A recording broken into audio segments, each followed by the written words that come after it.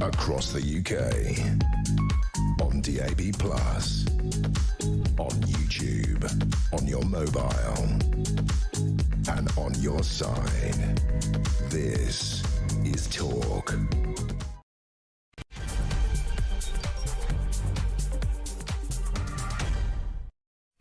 Yeah, good afternoon. Welcome to the home of Common Sense. Thank you to Alex Phillips. She's back tomorrow, of course, right here on Talk.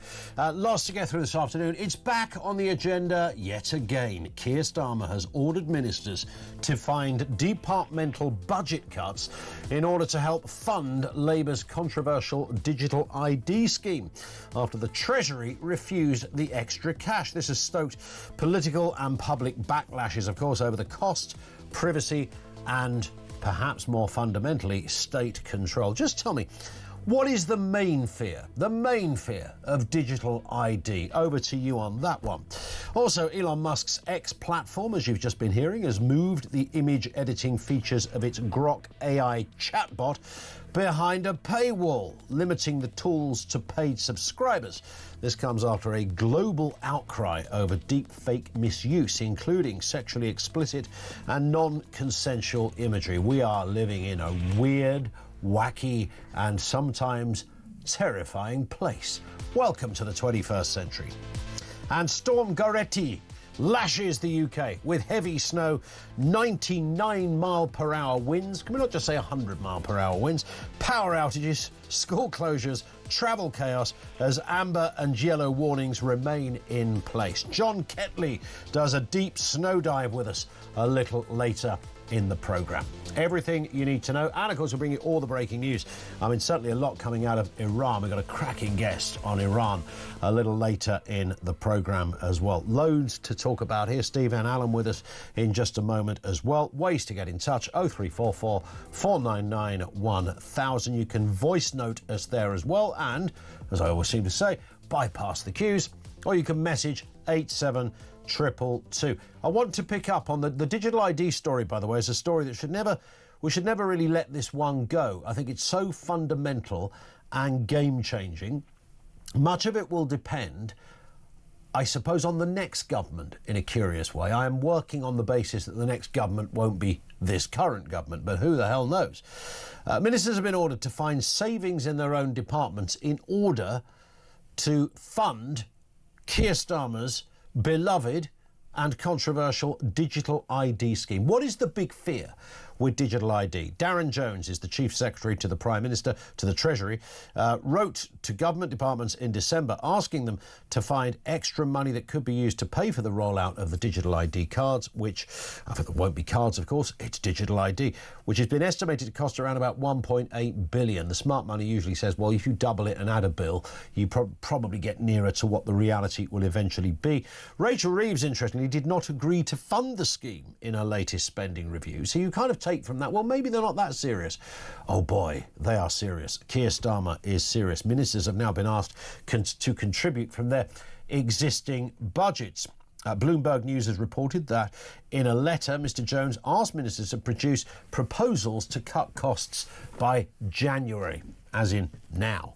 A Cabinet Office spokesman has said departments were asked to find funding from non-essential programmes with similar objectives to digital ID, which will be mandatory, of course, for employment checks by 2029. The government are selling this as a way to tackle illegal immigration. This is laughable. This has nothing to do with illegal immigration. It has everything to do with control. And I don't come at that from a conspiratorial angle. It has everything to do with control. Governments love to control. Have you noticed that this government is always finding a solution and then creating a problem to fit it? That seems to be the modus operandi of Keir Starmer and his crew over there at number 10. But what is the biggest fear of this?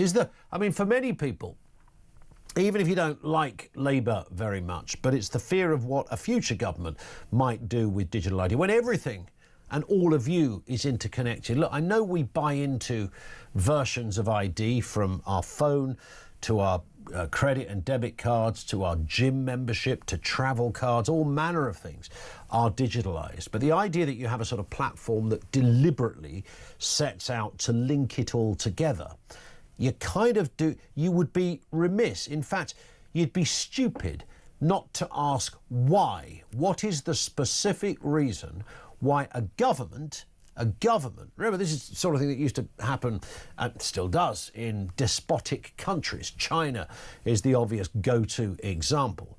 But why does a government want all of that data-based material on you, connected up? They argue that, look, they're not going to be looking at what you buy. Well, the crucial word in these kind of debates is the word yet. They might not be yet. Of course, there are suggestions that carbon credits and carbon penalties and God knows what. So if you overshoot on your meat spending, meat, of course, can't keep eating the meat, not good for the planet. You get marked down for that. Well, if everything was so interconnected, you throw in AI, and of course that's the big game changer here, AI thrown in there as well, then instantly, pretty much in real time, a database would flag up and say, look, Bob over there at number 56 Arcacia Avenue, he's bought 3 lots of red meat this week. He will not be able to buy any more. And it won't go through the till at the checkout. You won't be able to get it through because it will know it's you, and therefore you won't be able to purchase it. Now that's a sort of an extreme example. Why would you not go there though and imagine that or think about that? If a government is saying digital ID, something unprecedented, never been done before, interlinking everything, medical records, driver license, passports and all the other bits of it, health records, goodness knows what else, vaccination status, the list goes on. What for you is the biggest fear with digital ID? 0344 499 1000. Let's get a word on this and the other big stories of the day. Steve N. Allen is with us. He is, of course, the comedian and broadcaster. Good to see you, Steve. It's nice to be here. I'm not a number, I'm a free man. Well, you say that. You are at the moment, but come 2029, all that will be a thing of the past. We will be chained to the database, as it were. Let's have a quick listen to Keir Starmer previously talking about digital ID at PMQs. The whole point of digital ID, of course, is that you can't see it. So that should at least deal with the first of her concerns. Look, it is important that we make access to services, public services, as easy as possible for people. And we all know the difficulties that so many people have accessing services. And digital ID has been shown in other countries to help. I do think this is an important step forward. I also think it's very important as part of our plan to tackle those who are entering our country illegally. Yeah, I mean, the last point there, Steve, is just a non-starter. There is no correlation between people coming across the channel on a rubber boat and digital ID. I mean, it just simply doesn't. I've looked at it from every angle. I can't see why he keeps saying that. It makes no sense. So we'll ignore that fact, I think, because that's just a sort of a way, perhaps, of seducing people into thinking, oh, it's about our safety, when it's not. It's about something else. Yeah, I love the fact that they think we will fall for the idea of, we'll bring this in so that people who don't need ID to get their illegal job will be stopped. What? By bringing in ID? No, yes. The only people who will need it will be us who, last time I checked, I've not done anything illegal, and yet I'll be the one with additional documentation to try and stop the illegals who still do what they do.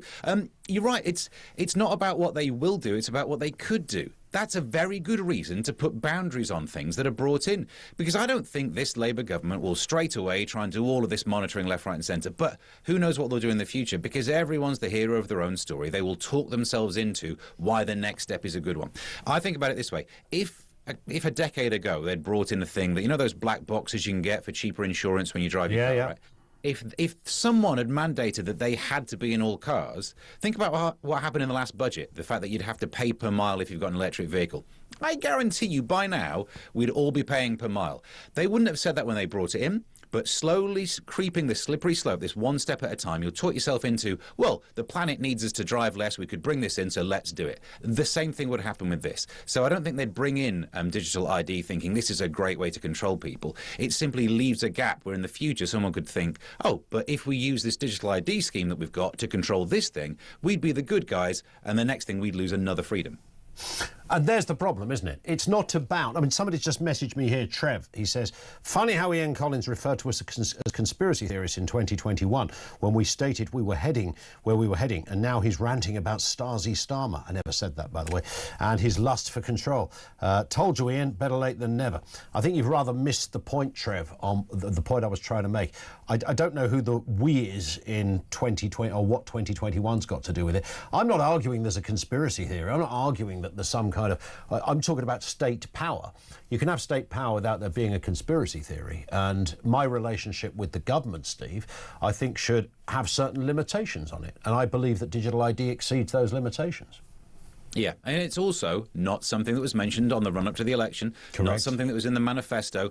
The very least, what we should have had is some sort of a referendum or another election. They should have waited and made it part of the manifesto so you could have one of those, effectively like a proxy referendum, where you vote on that as one of the main issues. So an entire nation are going to end up losing some freedoms or have the potential for lost freedoms. Because, again, it's not about hating this government. If they bring in this system and, 20 years from now, there's some government in that is...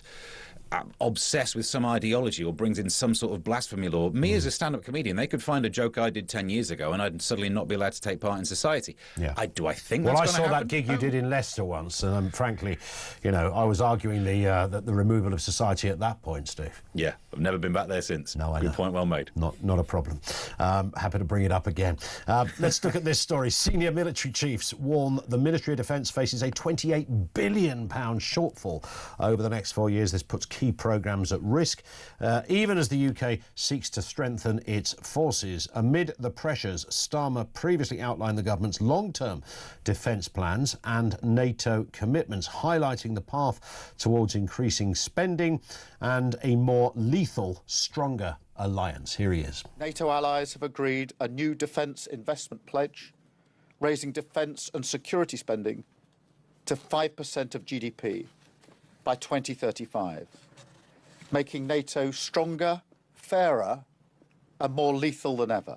Under the NATO new definitions, we estimate that we will reach at least 4.1% of GDP in 2027, keeping the British people safe and strengthening our leadership in NATO even further.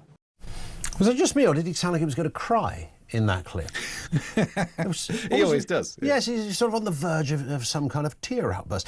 I can't keep up with the defence thing, Steve. 1 minute, we haven't got enough, and then they're putting more money in, and now they've made it better, and it's all looking good, and everyone said, yeah, fantastic, we're up in the GDP ratio, etc. And now suddenly we're 28 billion quid short. Somebody's not doing the maths over there.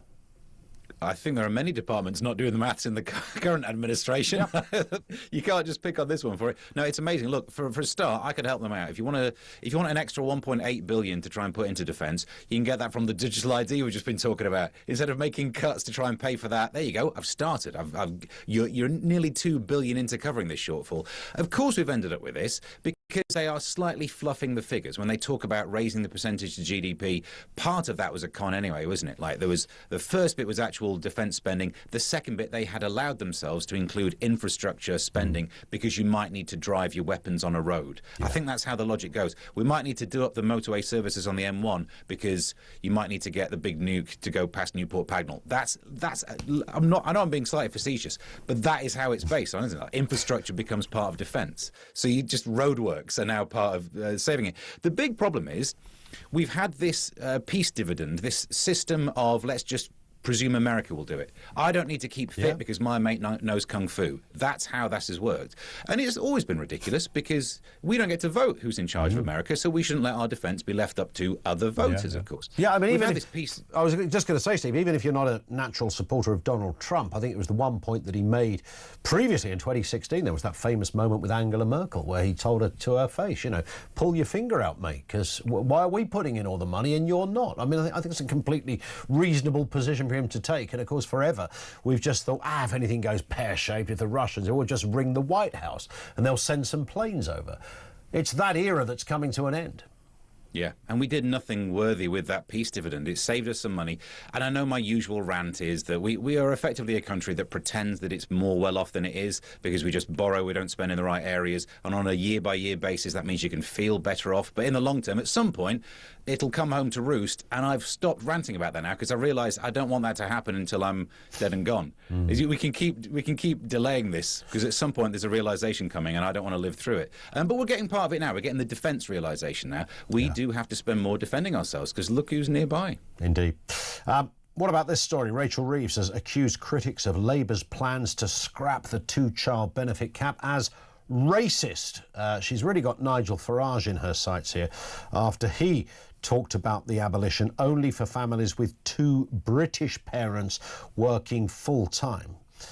That's what he said. Just 3,700 of the 470,000 households meet that criteria. Now, of course, it does rather depend on how you define British parents. Now, if you're, working here as a German and you've been here for 50 years and your wife is German as well, I mean, to be honest, if you're still claiming child benefit at that age, you should get an MBE. I don't know about extra money. But the point I'm making is that many of these people, foreign born, do they mean people who've come over on a boat in the last half an hour, or do they mean anyone who just happened to be born somewhere else? Well, Rachel Reeves is having an attack at them saying, no, that's racist. I'm not sure it's quite the right choice of word for someone who's trying to put up an opposition to a lot of taxpayer money being spent. Yeah, it feels like she misses 2 points, doesn't she? One is the fact that you can be foreign-born and white, and also you can be British and not white. Yeah. So she's got this world where the only way she can accuse Nigel Farage of being racist, of only wanting the money to go to white people, is if she believes the only people who are British-born are white people, which sounds like a kind of racist thing to say out loud from her face, and yet she's done that. I mean, there is a part of me that thinks a lot of what Nigel Farage is doing is just making the right sounds to try and be opposition. He is more effective as opposition than the Tories are, although they are improving. But maybe this is just he's realised mathematically it kind of works. If you get rid of the two-child benefit cap for people who are born in the UK, if ever there's one demographic of people who aren't having that many kids, it's the news story that comes around every couple of weeks. Yeah. The birth rate's not high enough. Well, you can pretty much afford to give money to the people born in the UK then, because we're not having kids. It will cost you about £3.50. It costs you less than the digital ID scheme. Indeed. Stay with us, Steve. Lots more still to come, which we'll talk about the storms. I mean, we're British. Obviously, we have to talk about the weather at some point. Elon Musk rowing back on the Grok AI image problem.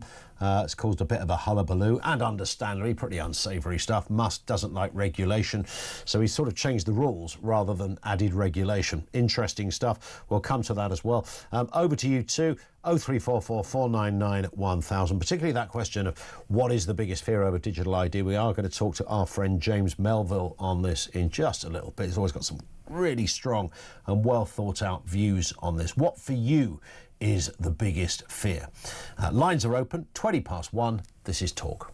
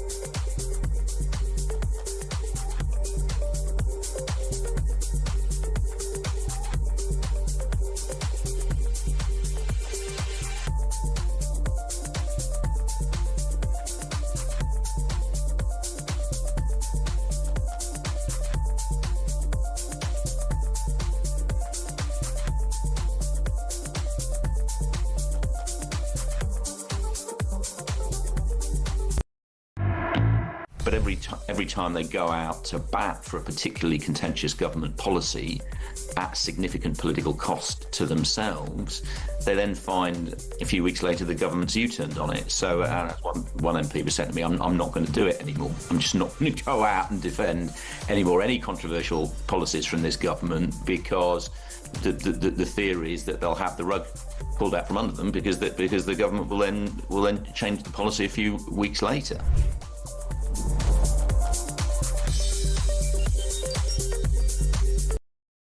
Across the UK, on DAB+, on YouTube, on your mobile, and on your side.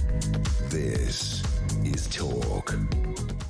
Joel says the point of digital ID is so they can underpin a digital currency with a carbon credit system.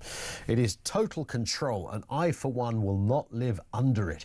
The UK already piloted a carbon credit system in Australia. The UK did in Australia. I've never heard that. That is interesting. I mean, that is one of the theories that is out there, that you could suddenly start, once you've got the digital ID infrastructure in place, then there's almost nothing you couldn't do, if you so desired, as a country, to increase control. Now, that doesn't mean there's a greater conspiracy. Governments don't need...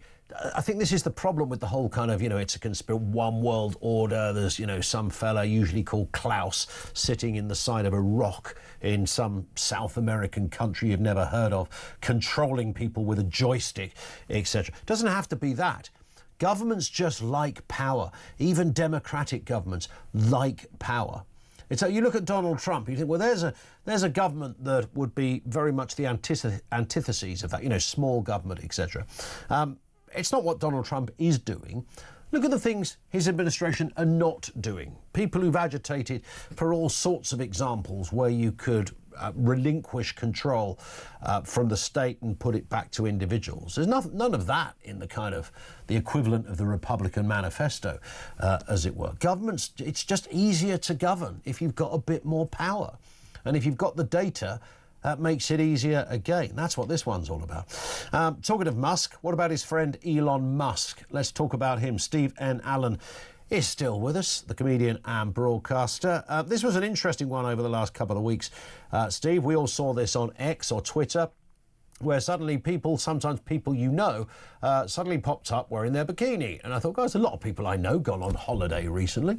And I didn't really notice it to begin with, and then realised that this was the old Grok system, the old Grok, kicking into action when people have said, oh, please show me a photograph of my neighbour Julie in a bikini. And Grok was happily obliging, printing them off by the second, it seems. And of course, many women, understandably, were a bit grumpy about this. It's kind of vaguely pornographic. It's certainly an infringement of your privacy. Yeah, it's interesting that Grok would be showing you those images if the algorithm knows that you're into stuff like that. So well done, Ian. But now we know what you're into. Yeah, well, that's just... I was only following Julia Hartley-Brewer, so there you go. Who I believe actually has posted genuine bikini pictures not that long ago when she was on holiday. Yeah, I think that's why she was on holiday as well when it happened. And there you go, you see. So that's why I thought, oh, it's another picture of Julia. But it wasn't. It was Grok. So we probably should try and move on from this bit before we all get in trouble. No, but so the actual story is this is one of the things we have to come up against. We've had the phrase deep fake before we've had AI accessible to us. It's only a handful of years ago that ChatGPT was like this big step change. We knew this was coming. We knew what deep fakes were. So we probably should have been a bit prepared, and we are a bit prepared if we're honest, because you can't do this on ChatGPT, Claude, Gemini. On Gemini, when it launched, you could actually have a picture of a white person. Do you remember? If you asked it to just show you 3 white people, it wouldn't. So it is entirely possible to have restrictions on AI. This just went too far, but I don't actually blame the AI. It's the technology is not the problem, is it? It's the wrong uns. Like, the first thing I saw of it were people who were asking Grok to show themselves in bikinis. Like, oh, change my outfit to a bikini, which they're promoting their own little websites, whatever they make money on, which shows what the algorithm thinks of me as well. And then wrong uns came along and ruined it. Do you know what I mean? What could have been something flirty on the internet, of course, you invent VHS, and the reason it was more successful is because you could get your adult entertainment on it. Like, wrong uns are out there. Instead of just it being a fun thing, they went, oh, I want to see what my neighbour looks like. Ugh. So they're the ones who need some sort of restriction. I actually ended up having a chat with Grok about this because I did some jokes and it replied and it asked me, like, what would I come up with as the way to put some restrictions in place? You flipping do it. You're AI. You come up with the ideas. But there's that Love Island host, Maya Jama, who's actually, she asked Grok to not allow people to edit her photos. Yes. And then if you asked them to do it, Grok said, I respect that decision. So it feels like you can put restrictions in place. And that's not a massive control problem, is it? We shouldn't be allowed to make these. No, indeed. And now they've decided what Elon Musk has done, rather because he absolutely loathes rules and regulations. For some reason, that is anathema to him, his existence, his company. Any kind of regulation comes from Lucifer. You know, that's his sort of kind of thinking on these things. It's all bad. Don't regulate anything. So instead, he's kind of put into place a pay service, if you like. So if you want, you'll be able to ask Grok questions. And by the way, isn't it quite funny when you see people almost having full conversations with Grok? I mean, if you're going to engage with Grok, you don't need to say, how are you, at the beginning. It's not real. But people do that. And then they often reply with, thank you very much indeed for your help, Grok.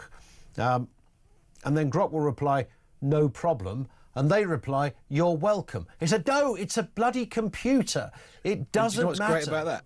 By being that polite to AI, you're using more energy. Like, each word requires so much analysis from the server side that the amount of water used to cool it down and the amount of energy used just to get AI to understand what thanks means. You're ruining the planet with your politeness. Yeah, you're wrecking the darn place. So anyway, they've decided, rather than just asking a question, if you want to do things like this, which is sort of the next step of kind of AI up the chain of packages you can purchase, then you'll have to buy it rather than just have a free version. And that's not the right solution. If you're buying it, then your identity would be known, I guess.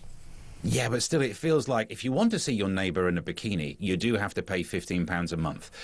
That's not really going to put the wrong uns off, is it? Do you know what I mean? It feels like if you're not allowed to see, if you require consent to be shown in a bikini, that should just be true of everyone, not you have to give your consent to your pictures to be changed. But they've got a premium account, so they can see what your buns look like. That's very true. Very true indeed. Let's move on to this final one. Storm Goretti bringing 99-mile-per-hour winds. I don't know why the Met Office don't just say 100-mile-an-hour winds, but it's 99 miles per hour. Alicia, our producer, is going, but it's 99. Well, they don't know that, do they? That's surely an estimate. And if you're going to estimate it, then just round it off to 100. I'm annoyed by this. Snow, 65,000 properties losing power. If you're in one of the wrong areas, it actually has got a little tricky, to be fair. Round our neck of the woods and where we're sitting now, it's just wet and miserable. I wish it would snow, frankly. Yeah. Part of me, I know I'm becoming one of these old people who just says, back in my day, we used to get 6 foot of snow during winter. Yep. And now you get less than a foot. You get about a foot, and that's big news. And somehow we coped, but maybe we didn't. Maybe I'm just remembering it wrongly. Maybe it is better to have a text service that tells you, you know, when there's snow, you want to watch out for the snow. But even then, it feels like we're being over patronised about it. If you don't understand that snow might get a bit snowy or a storm might get a bit... Yeah, tell us the weather. That's great, but I don't know sure if we need all these text messaging services saying, like, stay indoors, it might snow because it's winter. Yeah, I mean, there is that, isn't there? It is people banging on about the cold. It's like, I hate the cold. And when I say, and I was having this discussion again with Alicia, our part-time producer, I was saying, look, I like the cold. And when you tell someone you like the cold and you find the dark nights quite cosy, they almost instinctively, it's nearly a 100% hit rate on this, Steve, they call you miserable. And it's like, no, it's literally the other way round. I'm not miserable, you're miserable because of the weather. I'm loving the weather. I see what you mean. Did she call you miserable before this conversation, or is this a preconceived notion she has about you from To be honest, experience? That girl has always had a problem with me, but that's another story, yeah. We work together, we just don't talk to each other. But yeah, I think there is a sense of over fear about this. Look, the problem is that it will be true that someone will die because of a wintry thing, in the same way that people will die on a hot day because people die every single day, and some of them are linked to just the day that you're in. Yeah. So it's really feels like I'm going to be the bad guy for saying it's just snow. And if you look out the window and you see snow, then you know it's snowing. And it can just be as simple as that. But obviously I could be beaten down in an argument by someone saying, you do realise 19 people die every December because of these things. Ugh, but What are we meant to do about that? Do we want the government to legislate on weather now? Yeah, exactly. You're not allowed out. We'll get rid of your carbon credits. We've got you on digital ID. You better stay in because it's -1 out there.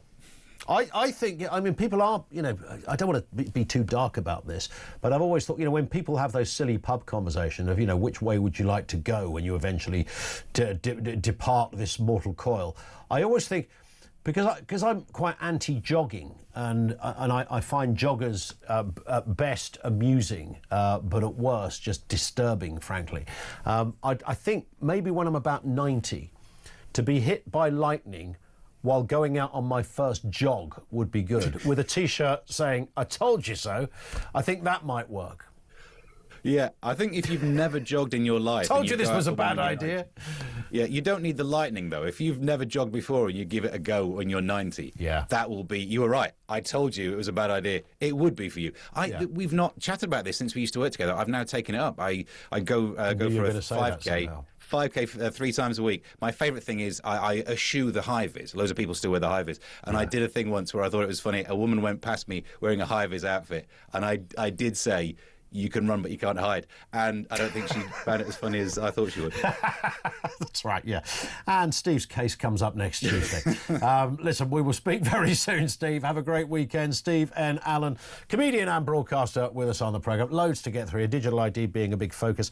We are talking about Iran a little later. We've got an amazing guest who is all over this story in Iran. It's changing by the second. Trump's got involved. The Ayatollah might be legging it. All sorts of things. What are people protesting for? Is it a protest? Is it an uprising? Is it a revolution? Details to come on all of that. Our lines are open. Just gone 1:30. This is Talk.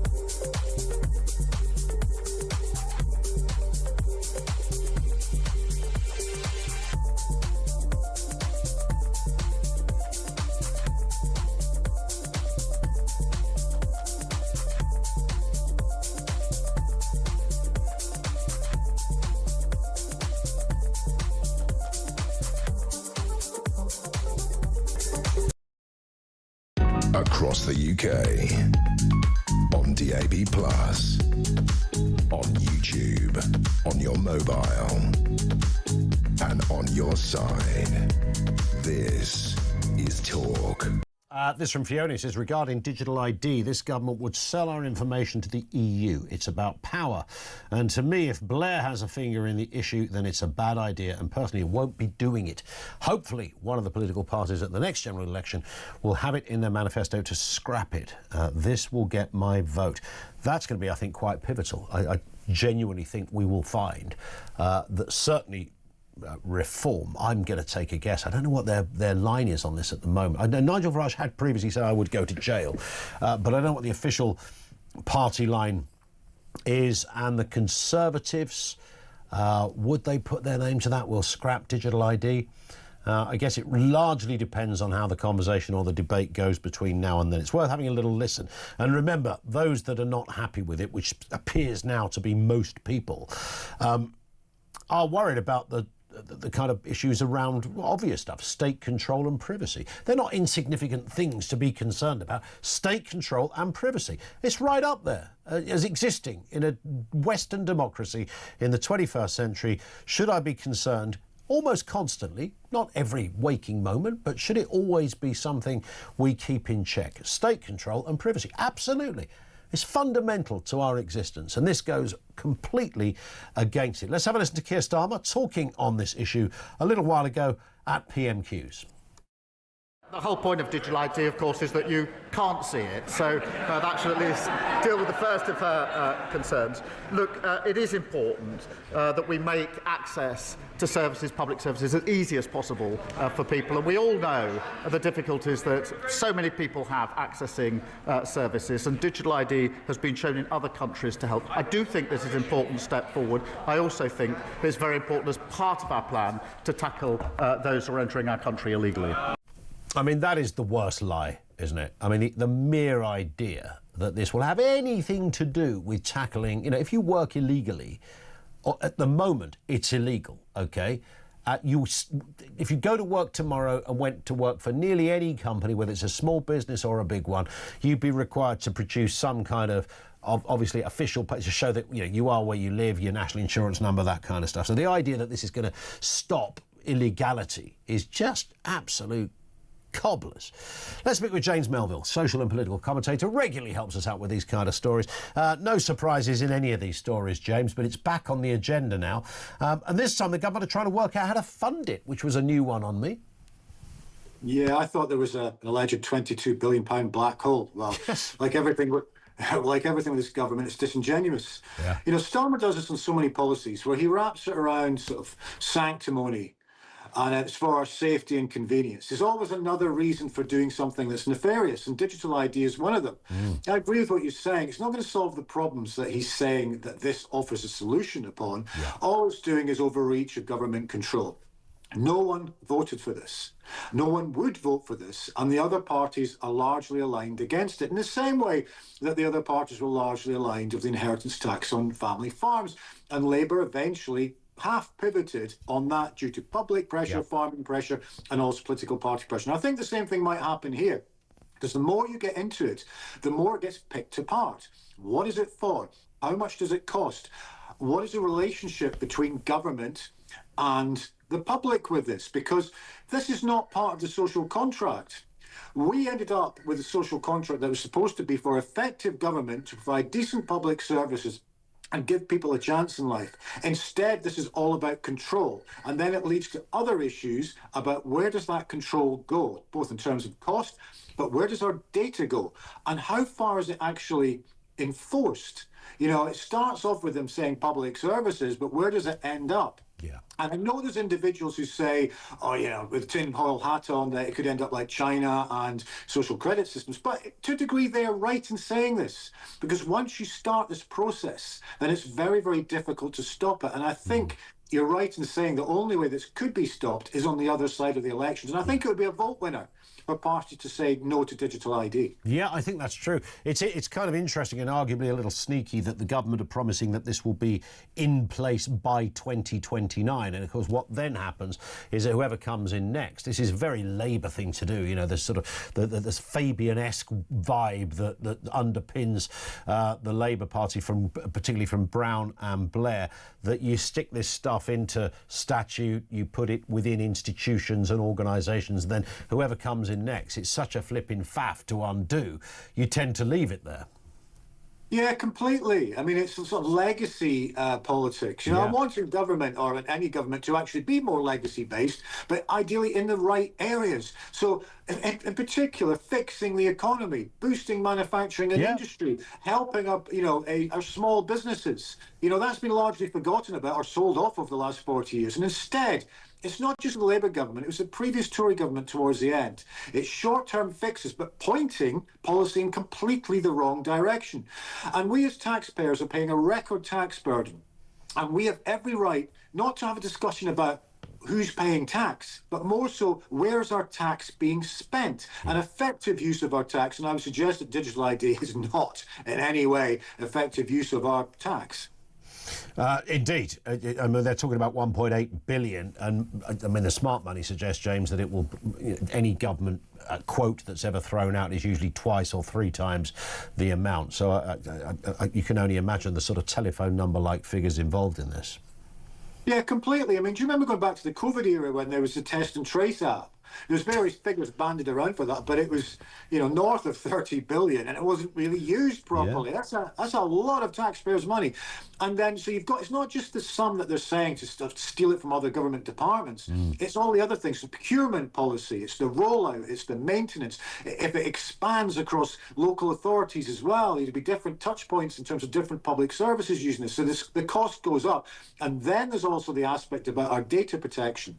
Where does the data actually end up? Yeah. This is something that is completely unnecessary because, as again you touched on, we choose what we sign up to. We have our verifications to the Companies House and HMRC and the rest of it. Even that's it and get more digitalised.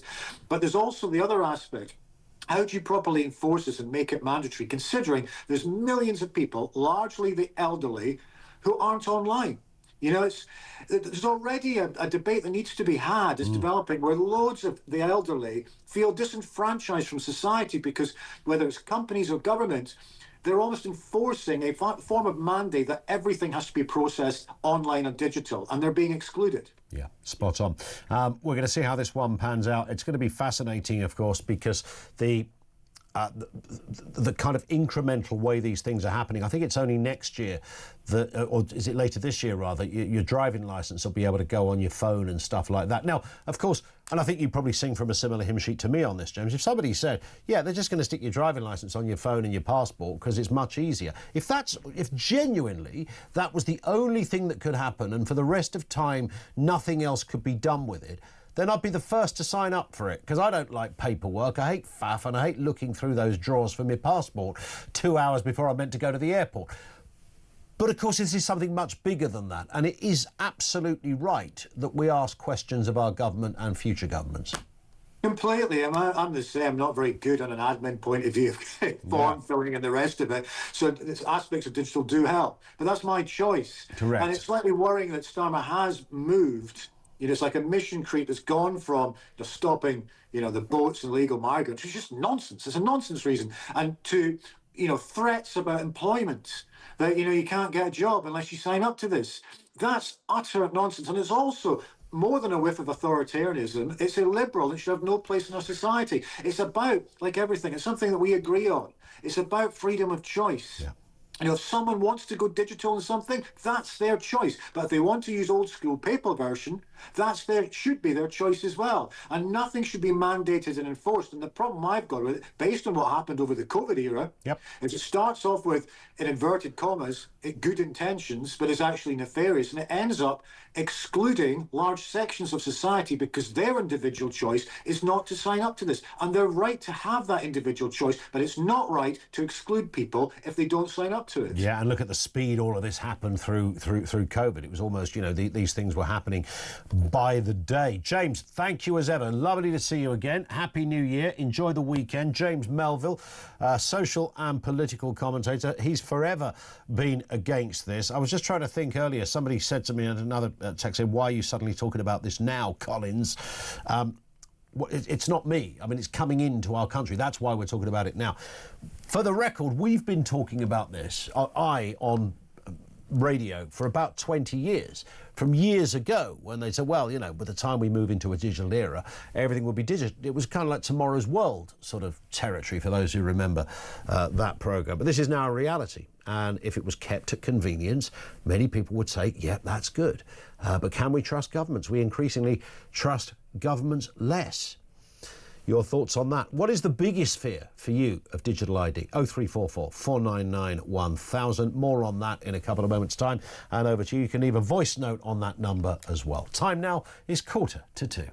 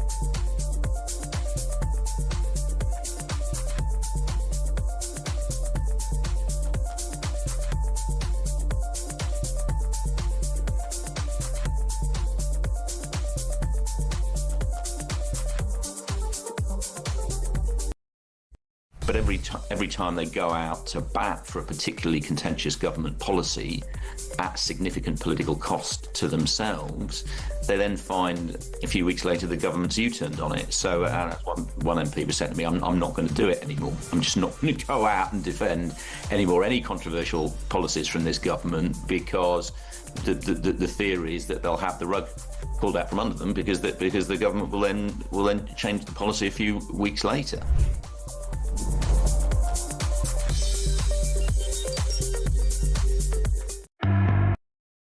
Across the UK, on DAB+, on YouTube, on your mobile, and on your side. This is Talk.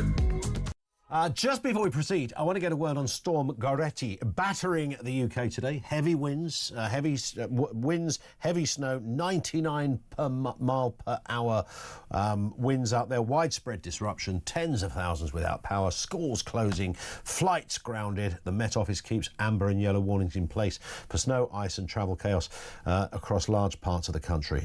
We need to speak to a weatherman. I think John Ketley is a weatherman, as the song goes. John, good afternoon to you. Nice to have you with us. Thanks. So, look, I mean, look, we can always write this stuff off and go, it's winter. It's meant to do stuff like this. There's a bit of that. That's not an inconvenient factor in all of this. But if you are in an area where you're affected, then it can still be quite bad. Yeah, we've just heard the traffic report there that some roads are still having accidents because of the snow, no doubt. It's been particularly bad across Wales and the Midlands as far as snowfall is concerned, up into the South Pennines. Whereas the fiercest winds, as you know, were down in the southwest yesterday evening, 99 miles an hour in the Isles of Scilly. That's quite exceptional. And then 83 miles an hour on the Channel Islands. So the Channel Islands have been pretty stormy, it has to be said. But the winds are gradually blowing themselves out now. The centre of Goretti is across in Holland, probably. And so the winds are easing down very slowly, but it's still a pretty cold, raw day. But it must be said that these storms do cause lots of different issues to different parts of the country. Not everybody gets everything. Some places get virtually nothing. Yeah. I mean, I've had no snow here where I am, and just a little bit of rain, I suppose. Well, 16 millimetres, quite wet. But other places have had power cuts, big power failures, and that is a real issue, I think, in these sort of conditions. Indeed. Yeah, in our neck of the woods, it's all about the rain, frankly, at the moment, and I resent that, to be honest, John, because snow can be a little atmospheric and rather nice on the eye, and if you've got kids, it's, you know, they can have fun.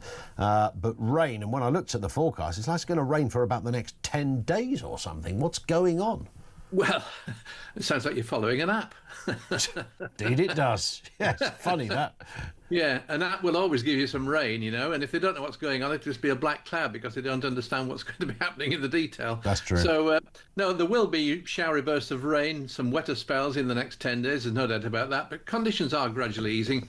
I think one of the issues for the weekend is going to be the ice overnight, so it's going to be pretty icy, pretty slippery around many places first thing on Saturday morning, so people off to the FA Cup matches and such things as that will have to take some note on that, and it's also going to be still causing problems with fixtures because the amateur grounds are going to be still quite frozen, I would think, and there'll be snow covering some pitches too, so snow is going to be an issue still first thing on Saturday morning. But things improve through the day. Plenty of places will stay dry with some sunshine. And then on Sunday, there is a band of wetter weather coming back in across northern Britain, Scotland in particular. There will be some more snow for a while before it turns milder. But let's not forget, Ian, of course, northern Scotland has been cut off, basically, for the past 2 weeks. They've had very heavy snowfall and huge amounts of snowfall, 29 centimetres, something like that, around Aberdeen Airport. And overnight, temperatures are still falling to -10 to -12 degrees. So it looks a bit like Greenland, but I don't think Trump's got his eyes on northern Scotland. Well, yeah, he's got. Well, he already owns some of it, of course, through his golf courses. Yes. Listen, John, great stuff. Great to have you on with us. Thank you very much for joining us, John Ketley, the weather presenter, meteorologist, and of course, you know, bit of a meteorological icon. I think we can reasonably say he is John Ketley. Calls and comments on digital ID.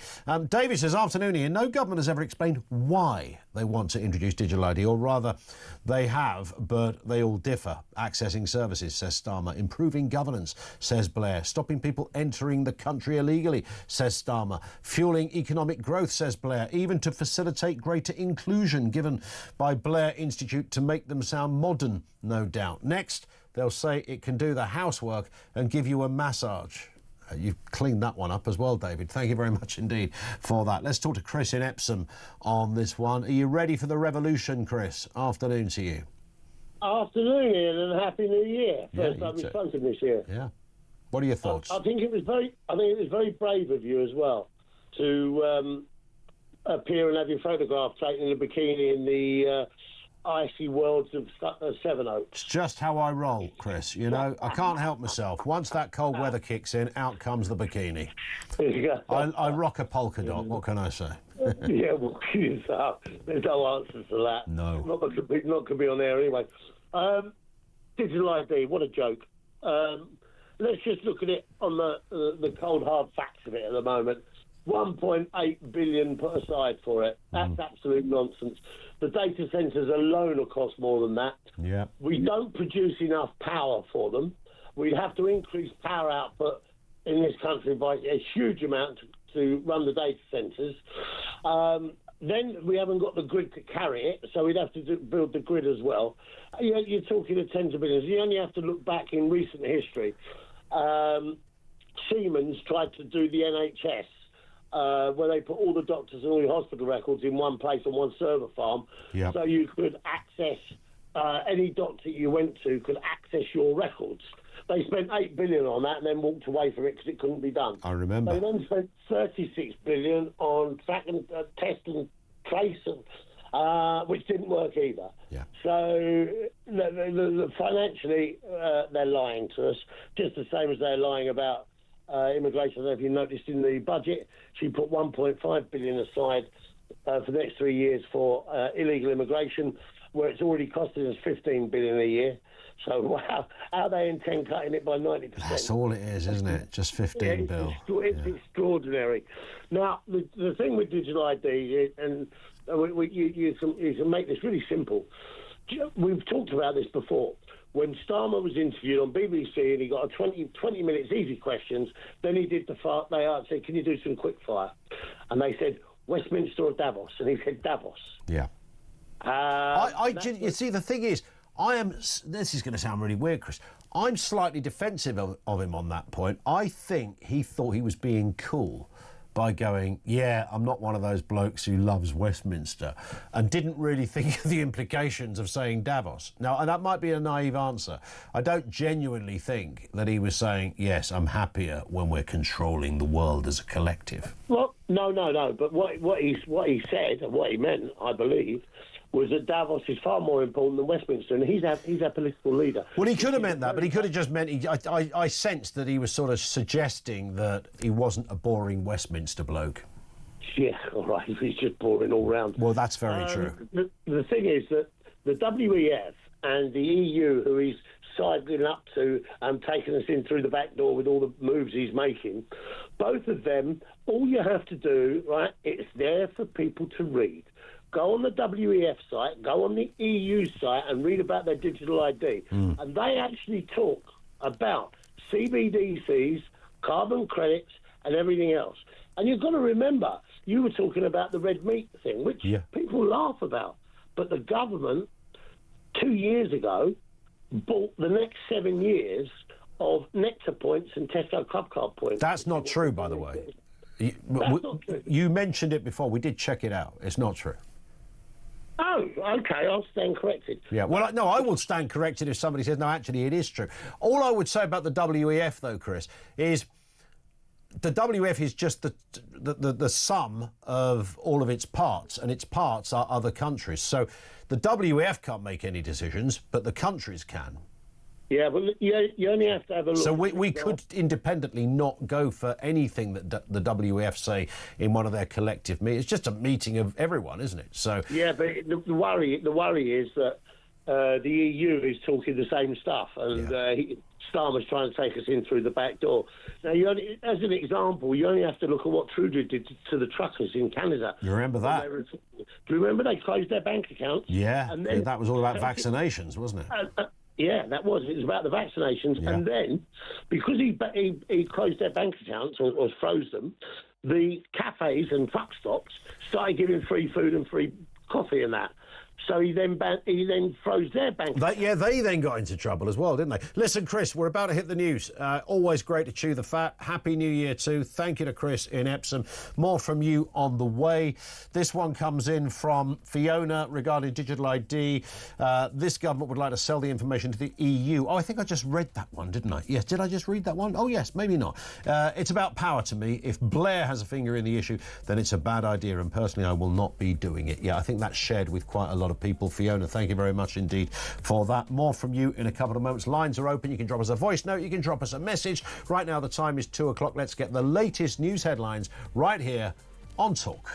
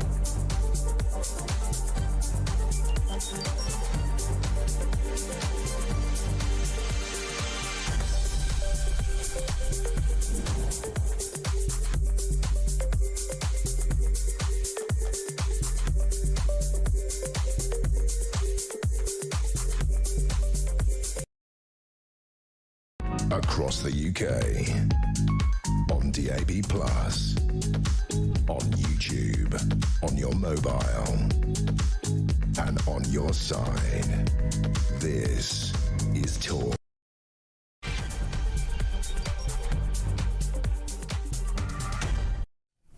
And good afternoon. Yes, welcome back. It is the home of common sense. So much to get through. Coming up on 3 minutes after 2 o'clock. Well, Keir Starmer, as we've been discussing, has ordered ministers to find departmental budget cuts in order to help fund Labour's controversial digital ID scheme. He's absolutely obsessed with this thing. This is after the Treasury actually refused extra cash. What do we make of that? Of course, it's stoking political and public debate and a bit of a backlash over not just the cost, but privacy and state control. We'll have more on that. Talking of state control, Iran has shut down the internet and phone networks nationwide as the biggest anti-government protests in years grip the Islamic Republic, with demonstrations sparked by economic hardship spreading across major cities. We'll have more on that in just a couple of moments. And federal agents in Oregon shoot and injure 2 people a day after a separate Minneapolis incident, which of course killed a woman, raising questions over US law enforcement tactics. Details to come. Everything you need to know, all the breaking news right here on Talk 0344 499 1000. So, Iran, the story that I think, frankly, has taken almost up until about the last 48 hours to really get a grip on discourse and debate. It's been around for a little while. There have been pockets of demonstrations.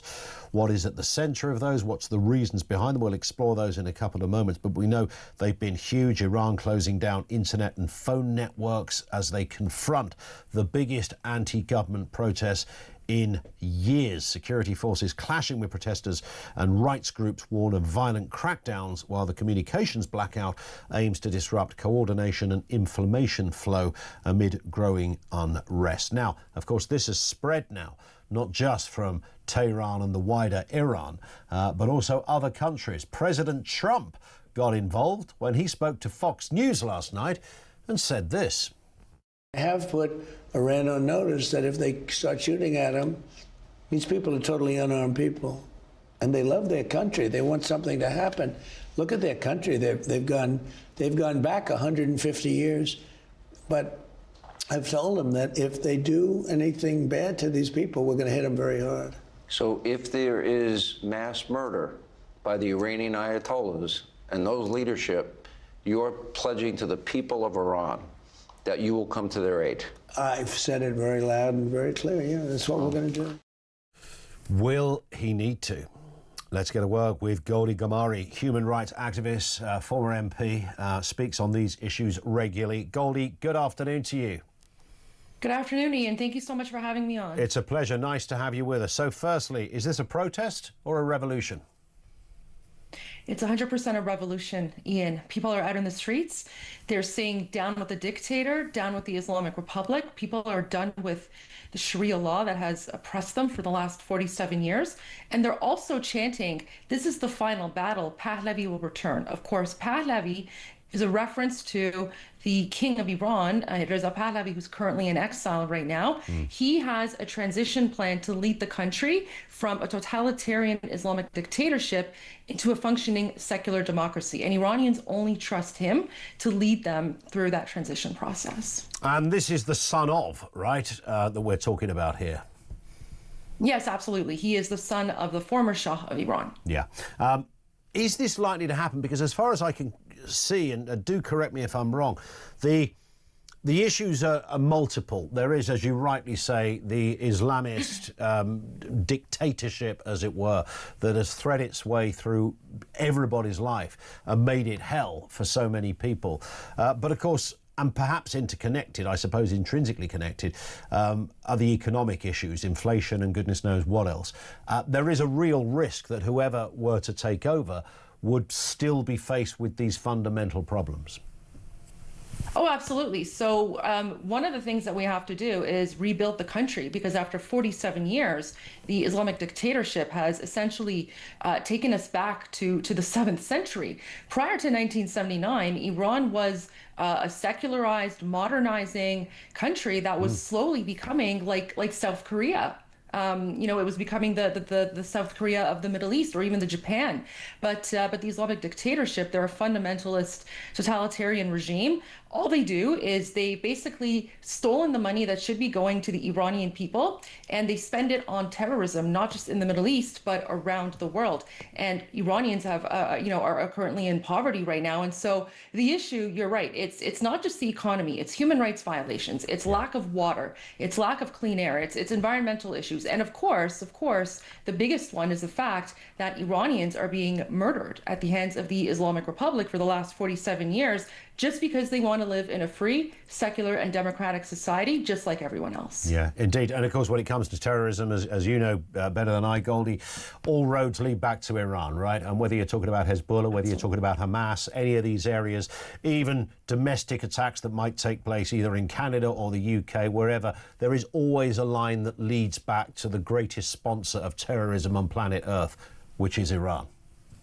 Absolutely. It's I like to refer to it as the Islamic Republic, because Iran is currently occupied by the Islamic Republic. And prior to 1979, Iran was actually a big ally of the West. Iran was an ally of the United States. It was an ally in Israel. It was an ally of the UK. It was only when the Islamic dictatorship occupied our country in 1979 that they began their jihad, not just against the Iranians, but against the entire world. We're now seeing what started out as, the protests were already significant. They were around various places of the country, of course, and we talked about this at the beginning of the week. But when, once this gets big and Tehran becomes the kind of epicenter of those protests, that's when I guess the real problems begin, or the real revolution begins. We are already in the midst of the revolution. What we are seeing right now, Ian, I have never seen anything like this since the Islamic Republic occupied Iran back in 1979. We are seeing millions of Iranians coming out across over 120 cities and towns, literally every major city right now. Iranians are going out. But we're also seeing an incredibly brutal crackdown by the Islamic Republic.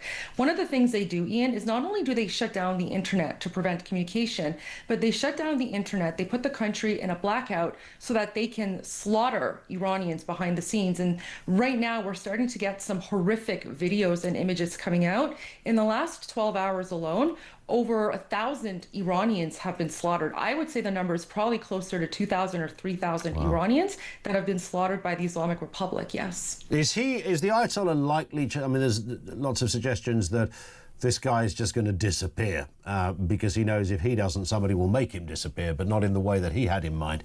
Can you envisage that is the case, that in a couple of days' time, he won't even be there?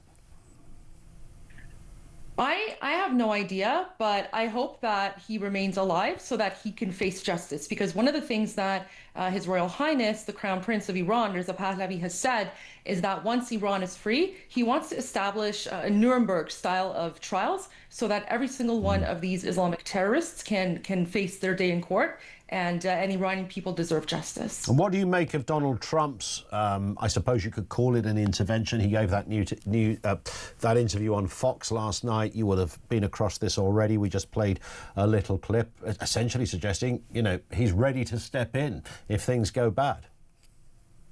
Well, no successful revolution has ever happened without some sort of outside assistance. Even the 1979 Islamic coup d'etat did not happen without the support of Jimmy Carter and the Democrats. So seeing President Trump right now take the side of the Iranian people against the Islamic Republic, this is very similar to President Ronald Reagan and his statements about East Germany, which led to the fall of the Berlin Wall. So I can tell you right now that Iranians in occupied Iran, they are so grateful to President Trump. And President Trump right now is more popular in Iran than I would say he is in the United States. And all I can say is President Trump has promised promised that he would act if the Islamic Republic continues slaughtering Iranians. Given the horrific massacre that we've seen last night, Iranians right now, they're all asking President Trump to please act, because if he doesn't, the slaughter is going to continue. Iranians are unarmed. The Islamic Republic is fully armed, and they've actually brought in their outside proxy forces. They brought in Hezbollah, Hamas, other Palestinian terrorist groups. They brought in Hashd Shabi from Iraq, various other countries. These proxy militia forces are the ones right now who are brutally massacring freedom-loving Iranians. And the Ayatollah described them as a bunch of vandals trying to please Donald Trump.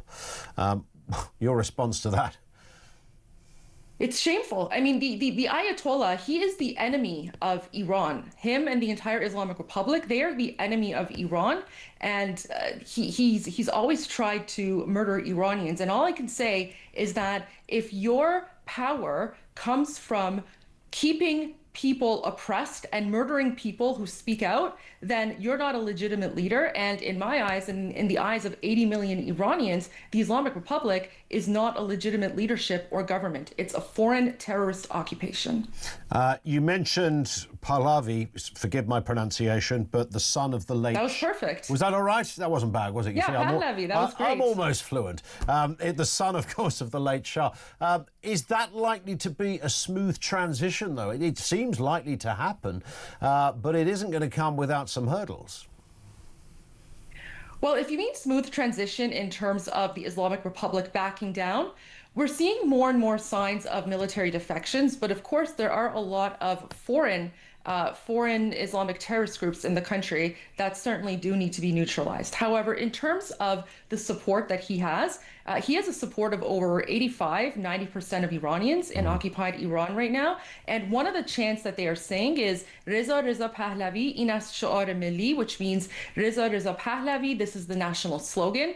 And again, they're chanting in Farsi, they're saying In akharin nabard Pahlavi barmigarde, which means this is the final battle, Pahlavi will return. So Iranians already know who they want to lead them and transition them from a totalitarian Islamic dictatorship to a functioning secular democracy. And in fact, he has a plan in place. That plan is available online, by the way, in English. You can go to the website, iranprosperityproject.com, and it's a 170-page document that anyone can download. And, you know, I can't think of any other revolution that's ever happened where they've already had a transitional plan in place that has been publicly available online for half a year. And yet, you know, our plan to transition from a dictatorship to a democracy is already there. It's been viewed by millions of Iranians. And this is why we all support him, because we know that he will take us from a dictatorship to a democracy.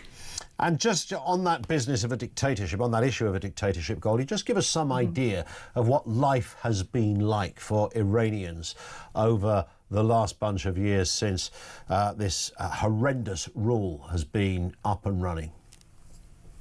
It's hell. It's hell. It's a living nightmare. Iran is actually the greatest occupation in the Middle East right now. So Iran has been occupied by the Islamic Republic for the last 47 years. Music is banned, joy is banned, singing is banned. Iranians can be murdered at any time for any reason. You have no human rights. It's horrible. It's the worst thing you can imagine. And you know, Iranians are just fighting for freedom. Like they just want to have, you know, we just want to have the same rights in Iran that people in the UK or, you know, other places have. And that in and of itself is enough for the Islamic Republic to want to murder Iranians. And are those that have been in charge, the Ayatollah and those surrounding him, just a point of interest on that, Goldie, are they genuinely wedded to a theological doctrine of Islamism, or are they just using that as a front for power, whilst probably enjoying the trappings of all manner of ostentatious and opulent ways of life? What is the truth there? I think it's a mix of both. I think some of them do genuinely believe, but I think there are a lot of them who are just using religion as a tool of control. And the reason I say this is because many of them and many of their children actually live lavish lives in Western countries, whether it's in the United States or the UK or Canada or elsewhere. So these people are basically using Iran as an ATM. They have stolen hundreds of billions of dollars of Iranian money, and they're using it to fund their lavish lifestyles in the West. These people are criminals. They're Islamic terrorists, and they're just the most evil, vile people you can ever think of. It's the Islamic Republic. These processes have been going on for about 13 days. I think end of December, 28th of December or something. I think they began. Yeah. It's hard to put a timeline on this, Goldie, but what is your own instinct as to when a new power can be up and running and taking Iran in the right direction? When do you imagine Pahlavi would be in charge again? I mean, if it was up to me, I would say right now. Now. But again, we are in the final push. No one can predict what's going to happen. But what I do know is that we are now receiving news of mass slaughter across the country by the Islamic Republic. However, we're also starting to see some videos trickling in of Iranians who right now are starting to go back out into the streets because His Royal Highness King Reza Pahlavi has asked Iranians to go out and demonstrate again tonight en masse at 8 p.m. Iran time, Tehran time, which is in about 2 hours from now. But we're already seeing people going out there. And I have a feeling that despite the violence from the Islamic Republic, even more Iranians are going to go out tonight because it really is now or never. And this is the final push. And all I can ask and pray for is for President Trump to intervene as soon as possible to prevent more slaughter of innocent Iranians at the hands of these Islamic terrorists. And going forward even further, you see Iran, your country of birth, your own country, as a moderate Muslim country on the world stage, as distinct from an Islamic dictatorship. Would that define more or less how you're referring to the future? No, Iran is not a Muslim country. Less than 20% of Iranians actually identify as Muslim. Interesting. We're actually we're a very religiously diverse country. The vast majority of Iranians, I would say, are agnostic or atheist. The two fastest growing religions in the country right now, the first one is Christianity, and the second one is Zoroastrianism. However, because the country is governed by Sharia law, the crime for apostasy is death. And so many Christian converts, many Zoroastrian converts have to practice in secret and underground. What I can say is that after the fall of the Islamic Republic, Iran will be a secular, non-religious society. So I think it would be inaccurate to describe Iran as moderate Muslim. The proper description would be a modern, secular society, because one thing that we Iranians right now we're committed to, we want complete separation of religious and state, and that's what we're fighting for. We're fighting for a secular democracy. Yeah, which frankly, as far as I can see, of all the different methods of running countries around the world, is probably the only most logical and frankly intelligent way forward. What a game changer! Absolutely. What a game changer that would be, not just for Iran but for that region as well. I mean, the message that would send out globally is absolutely huge. What's happening right now in occupied Iran, I think this is going to be bigger than the fall of the Berlin Wall. Wow. Goldie, let's keep in touch and we will speak again. Goldie Garmari, who is a human rights activist, thank you to her, former Canadian MP, although she is Iranian by birth. You heard what she had to say. What an insight into what is going on. The question, I suppose, that lingers there is how long does this go on? How many people have to die before the Ayatollah is forced out of whatever office he has left? And does he leg it somewhere, never to be seen again?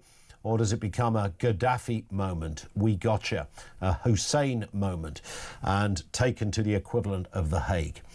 Details on that and your response to 0344 499 1000.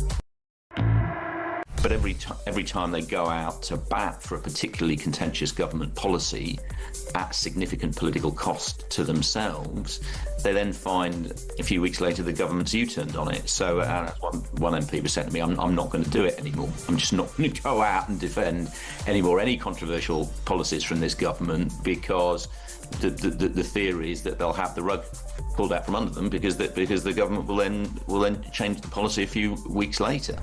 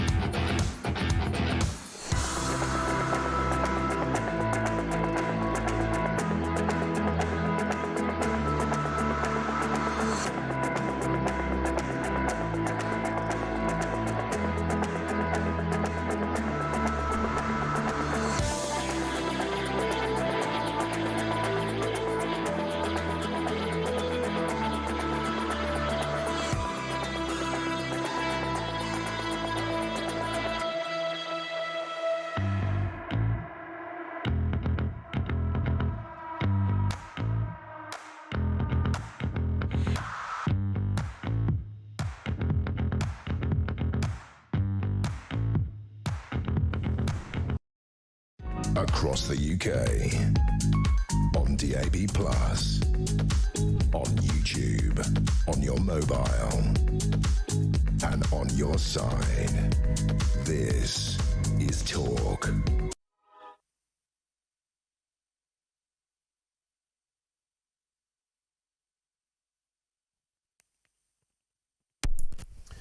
What happened there? There's a brief pause. Alicia, our producer, forgot to plug the microphones in. I'm sorry. This is what... Or was it me? This is what we're up against. I haven't done that for a little while. It was a regular at once upon a time. 0344 499 1000. A lot of love coming in for Goldie, our previous guest on the Iranian Revolution, and she unequivocally said it is a revolution. What is happening there? It was an enlightening stuff to speak to somebody with real qualification who knows the terrain, knows the issues, and has some really strong ideas about the future. What a game changer for the world that would be if Iran were to transpose into the kind of country she described. Let's go to Saeed down in London on that issue of Iran. What are your thoughts, Saeed? Good afternoon to you. Look, I just find it absurd that after seeing what has happened in Libya and Syria and Iraq, that we have people popping up who are arguing for regime change, and somehow that will be a miraculous cure for the countries and the region's problems. Have we learned nothing from the past 10, 20 years of Western meddling in Middle Eastern affairs? Is it Western meddling, though? I mean, yes, Iran... Well, why is it? Well, she is talking about the son of the former Shah taking over from the Ayatollah. So that shows how much respect she has for democracy.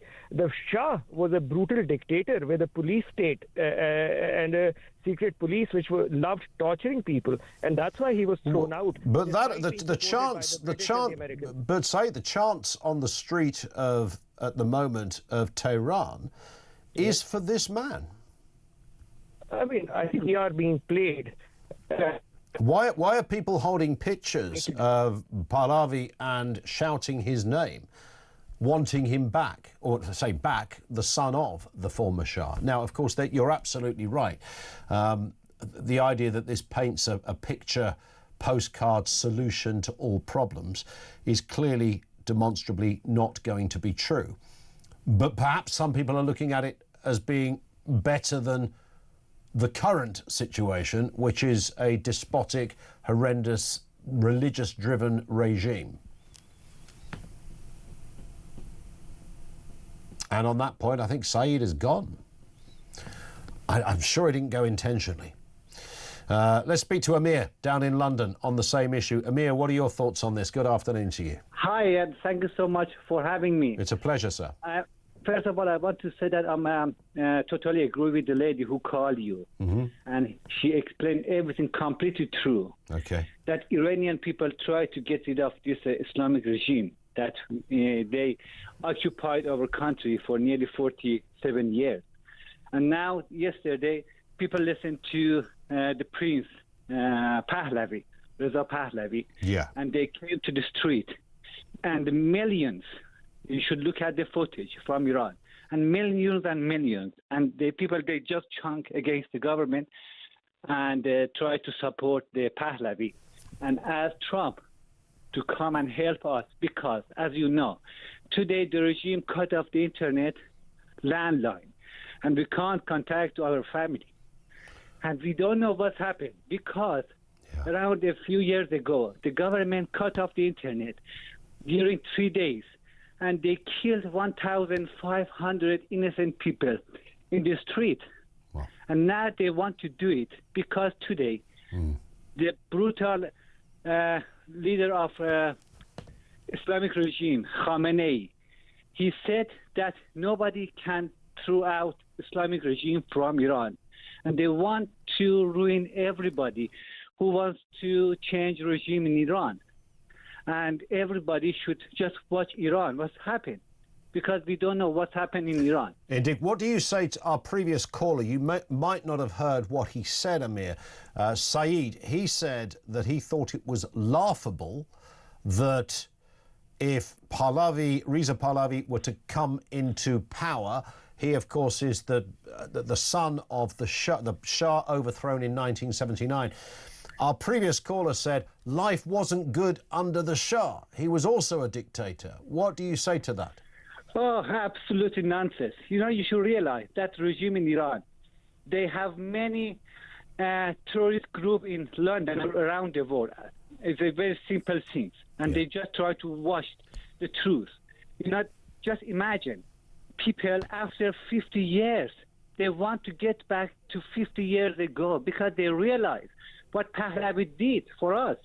And if anybody just look at the history of Iran and to know what's happened 50 years ago, Iran, one of the richest country about education, very secular country. People from Iran, they went around the world as a tourist or as a student, and the government support them. But nowadays, 10% of the population of Iran, around 9 million to roughly 10 million, just live abroad. Just escape from the country. And look at Iran, one of the richest country, but now living in poverty. That this government and this regime, what they have done for nearly 50 years, they just create many terrorist Islamic groups around the world. Correct. And just I should say that. It's an important time. It's a golden time that the world should stand next to Iranian people because we fight for whole the world. We're talking about the most vicious, brutal regime, terrorist group in the world, not just the regime that occupied Iran. Just imagine, just one time, just think, if we can get rid of regime, we have peace not just in Middle East, just around the world.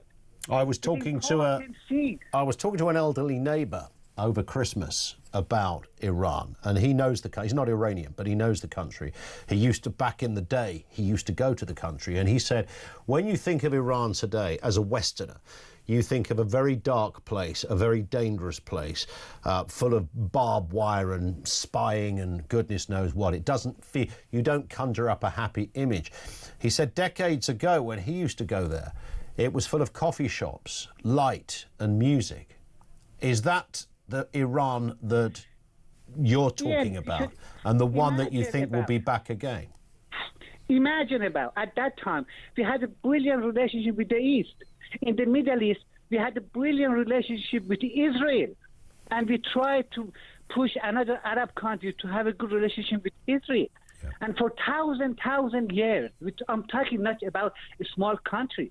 I'm talking about nearly 7,000 years culture and civilization. And everybody, Muslim, Christian, atheist, Jewish, and Zoroastrian, and others, we live together in peace without any problems. Are you hopeful, Amir, that can you see this happening again? It happened. You know, but I mean, it's in the middle of happening. But will it happen in the way you see it? You think it will? I will call you when this regime finish. We just need the last nail in the coffin of this brutal Islamic regime. Iranian people, they don't want mullah. They don't want this kind of Islam. Most of the people, they believe nothing. We know better than all around the world about Islam. I was living in Iran for nearly 37 years, 35 years.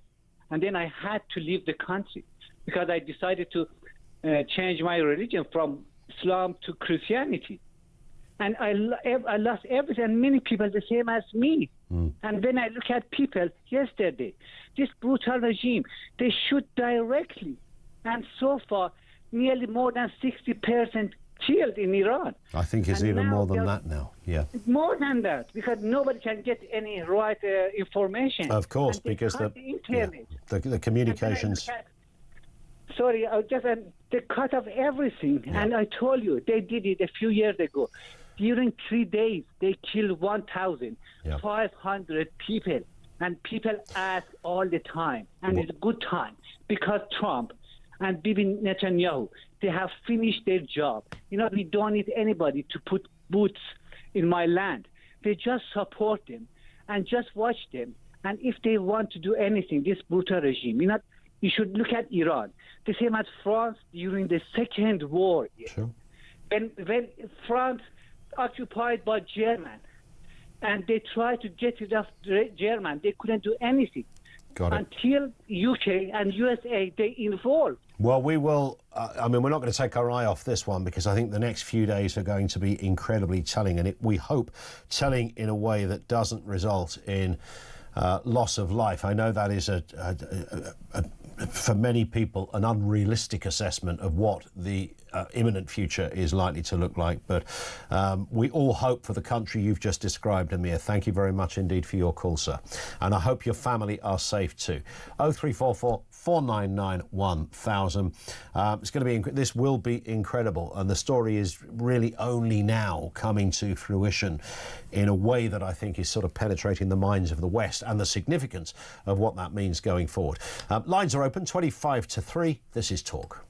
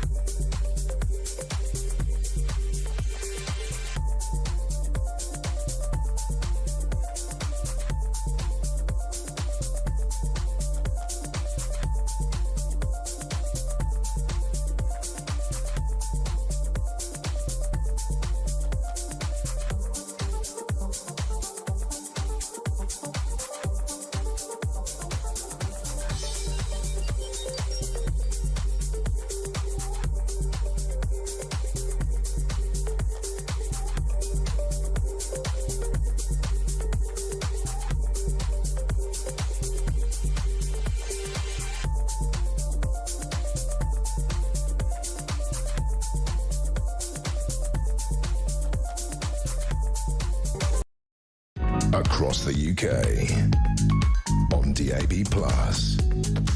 on YouTube, on your mobile, and on your side. This is Talk. It is Talk, 0344 499 1000. Now let's talk about this. There's a lot I don't think I've ever done this job where there's been so many sort of foreign affairs stories around. This goes to the United States, where federal agents have shot and injured 2 people in an operation in Oregon. But of course it comes just a day after a mother, 37-year-old Renee Good, was shot by ICE agents in her car. You would have probably seen the footage of this.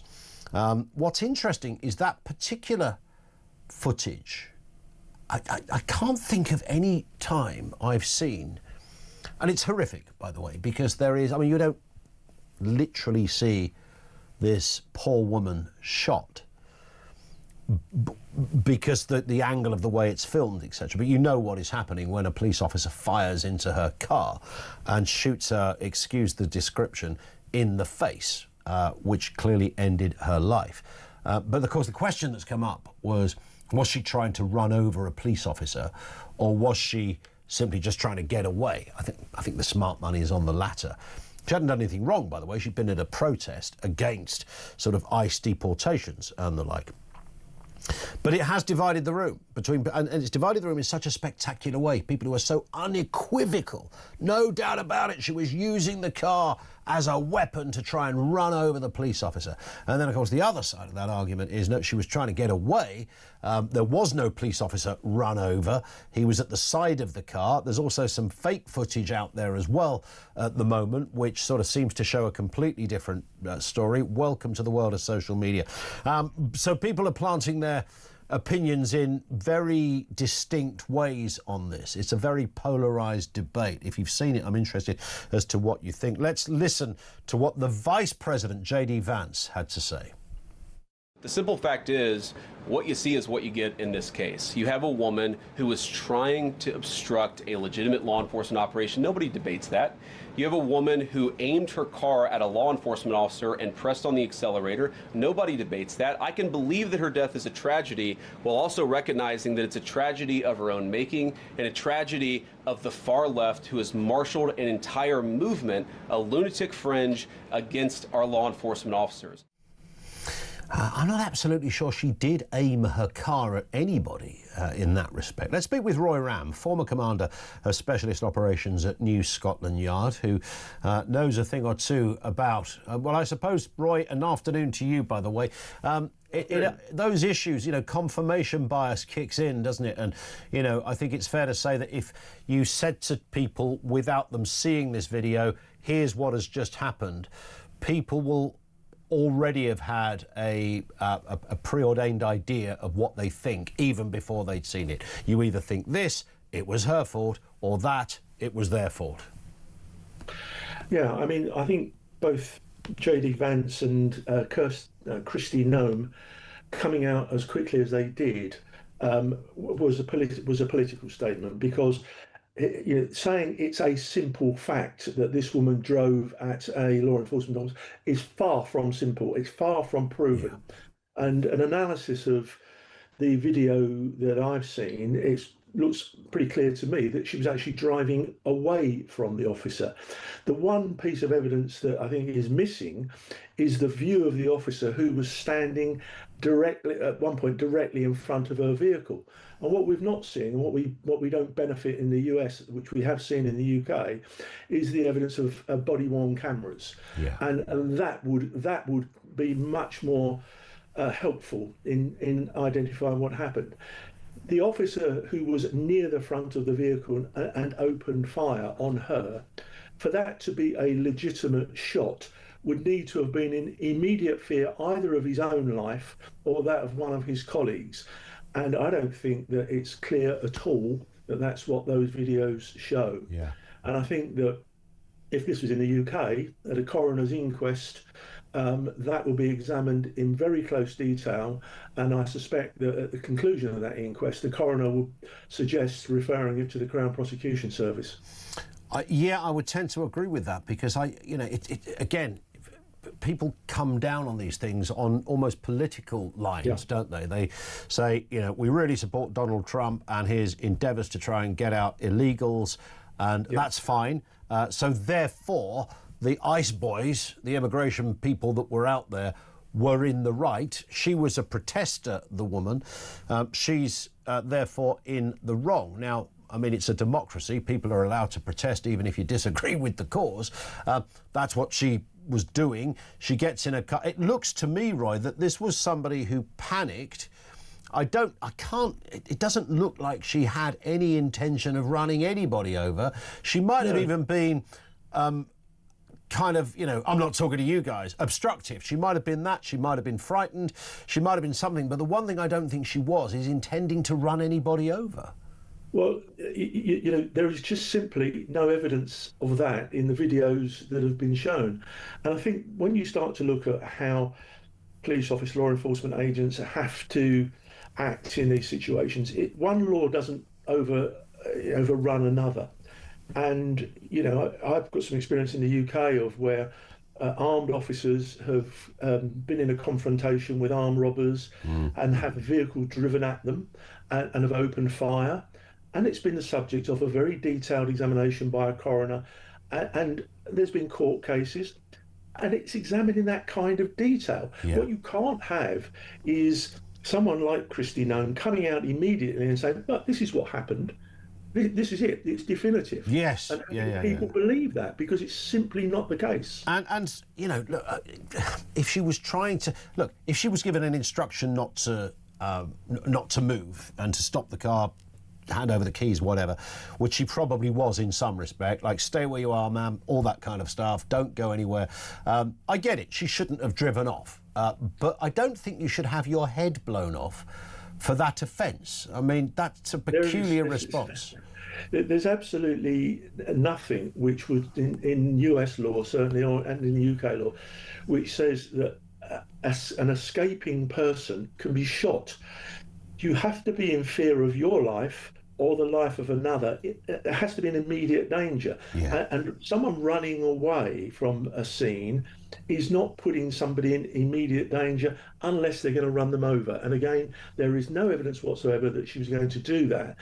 It really does come back to what was in the mind of this officer, what he could see when he opened fire. And you know, there's been language used, and I'm not quite sure where it comes from, as you know, police used a defensive shot. Well, what are they defending? And that's certainly not something which, you know, we're familiar with in the UK. If you open fire on someone, you are shooting to kill. Indeed. And lots of people are saying, well, why don't they just shoot her tyres out if that was the deal? But I guess if perhaps, Roy, to look at the officer's side of it, that one officer that for a moment you don't see him and then you do see him, could it be that for that split second he felt someone was driving a car at him? Yeah, for sure. And I think this comes down to this phrase of people that weaponise their vehicles. And you know, I've seen that on a number of occasions. We've seen it here in the UK. We've certainly seen it on a number of occasions in the US. A vehicle is an extremely dangerous and indeed a lethal weapon. But what we don't know is if that lethal weapon was genuinely being pointed at that officer at the time. And you know, yesterday people were saying, oh, well, he clearly thought he was being run over. Until there's been an inquest, until we've heard from that officer, and in the absence of that body-worn camera that tells us what he was seeing at the time, that's a matter, I think, that is yet to be resolved. Indeed. Listen, interesting times. Roy, thank you very much indeed for that. Roy Ram, former Commander of Special Operations with New Scotland Yard, with us on the programme, previously trained with the FBI as well. Thank you to him. It's kind of an extraordinary story. It genuinely does. I've seen, I mean, the amounts of videos, if you see any of this stuff. I tend to mostly stay away from social media, but doing this for a living, once in a while you have to take a peek. And so many armchair detectives who have taken the video, they've slowed it down, and it's fascinating to see one person take the same footage, slow it down to the same slow speed, and describe exactly why this woman did nothing wrong and the officer is clearly to blame. Cold-blooded murder. And then you click down a little bit and another person has concocted a video, the same video, slowed it down exactly the same way, and constructs the argument that this was clearly a woman trying to run a police officer over, using her car as a weapon, and the officers were simply the officer was simply responding to that. And that's kind of where it's at. And if you've seen it, and then there's some other footage that I don't think anybody has quite ascertained whether it's from another angle where it looks as if a police officer goes flying. None of that is seen in any of the stuff that's been released officially. As Roy Ram just said, the body-worn camera from the officer at the front of the car would really be the telling point, wouldn't it? Unless he was so close to the bonnet, the hood, that you don't get the perspective. I don't know. That would be, I suppose, something to clarify where things are at. But it is fascinating. If you've seen the footage, you know what I'm talking about. I'm all ears at this end. 0344 499 1000. And some breaking news. The owner of the Swiss bar where 40 people were killed on New Year's Eve has been arrested. Jacques Moretti, the manager of the bar in Crans-Montana, has been arrested after an order from Swiss prosecutors. He's been detained due to a potential risk of flight, according to Swiss newspapers. Prosecutors are investigating the French owners, of course, on suspicion of crimes including homicide by negligence. There was all sorts of talk about health and safety, reusing the bar for a use that it wasn't intended for, meant to be a lounge bar, not a nightclub. All of this, of course, set to be investigated in due course. But currently, the owner of the bar has been arrested and detained, so he's in custody. 0344 499 1000. This is Talk.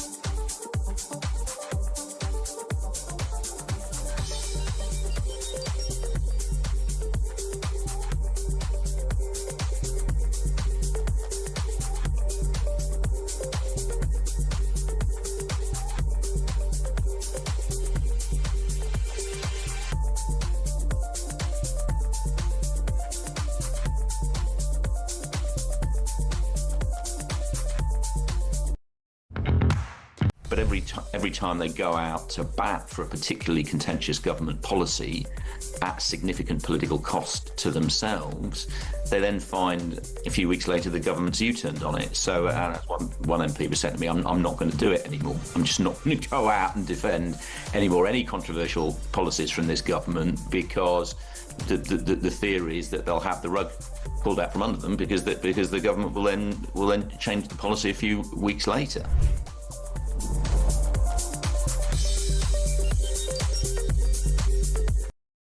Across the UK, on DAB+, on YouTube. YouTube, on your mobile, and on your side. This is Talk. 0344 499 1000. Back to your calls in a moment. We've got the voice of doom. Is it day 11? 10. Day 10 of the mystery voice, which is political, of course. So it's a political voice you're looking for. Very simple. Who is this? Going to be community relations. Let's hear that again. Going to be community relations. 87222 if you want to have a crack at it. You don't have to, but we'll tell you the answer only if we get a correct one on the other side of the news. Here it is again. Going to be community relations. One more time. Going to be community relations. 87222 if you think you know. Back to your calls and comments. Don't go away, Matt, with you in a second. This one comes in from Paul. It says, diversity. Could you ask one of your future guests a question? How are opposing cultures meant to live alongside each other? How is a government meant to satisfy opposing cultures? For example, in this country, it is now acceptable for Muslim men to practice monogamy. For the rest of us, it means going to jail, regardless of these marriages took place. A Muslim man will have essentially multiple wives. I think there is some grey area on that, I have to say. It's only one example of how the majority think net zero is a scam. The majority want the boats turned back and every illegal returned to their country of origin. None of this is listened to by our leaders. The minority are now leading this country on a path which the majority, do not want. Sorry, struggle with that last sentence. Paul, yes, it's a good point. It comes down to the question of multiculturalism, isn't it? How do you ever have a system that could appease all cultures? Or even all religions, for that matter. I mean, you simply can't. So you have to have different rules in place for different things, whether it's about how you slaughter food, whether it is about where you can worship, whether it is about who you can marry, etc. That's just a reality. No one ever said that out loud when they talk about the multicultural. You can have a multicultural, you can have a multi-identified country, but multiculturalism is meant to suggest it can all harmonise. Now, of course, ultimately, it can't all harmonise, can it? I mean, it just physically can't. It's the immovable object. Matt's in Cheshire. What have you got for us, Matt? Good afternoon to you. Very good afternoon, Ian. Firstly, it's not meant to harmonise. It's meant to create chaos and division, which leads me to my digital ID point, which is it's the brainchild of Tony Blair, the man that created mass uncontrolled immigration, the man that created Islamist terrorism on British shores, and the man that began the demise of Britain 30 years ago, which we now see repeated through Keir Starmer, who also has the same view of let's not harmonise, let's victimise the British people and make them have digital IDs, whereas simultaneously let people pour in from all over the world who we don't know who they are and let them wander around freely. So we're at two ends of the same 30-year spectrum.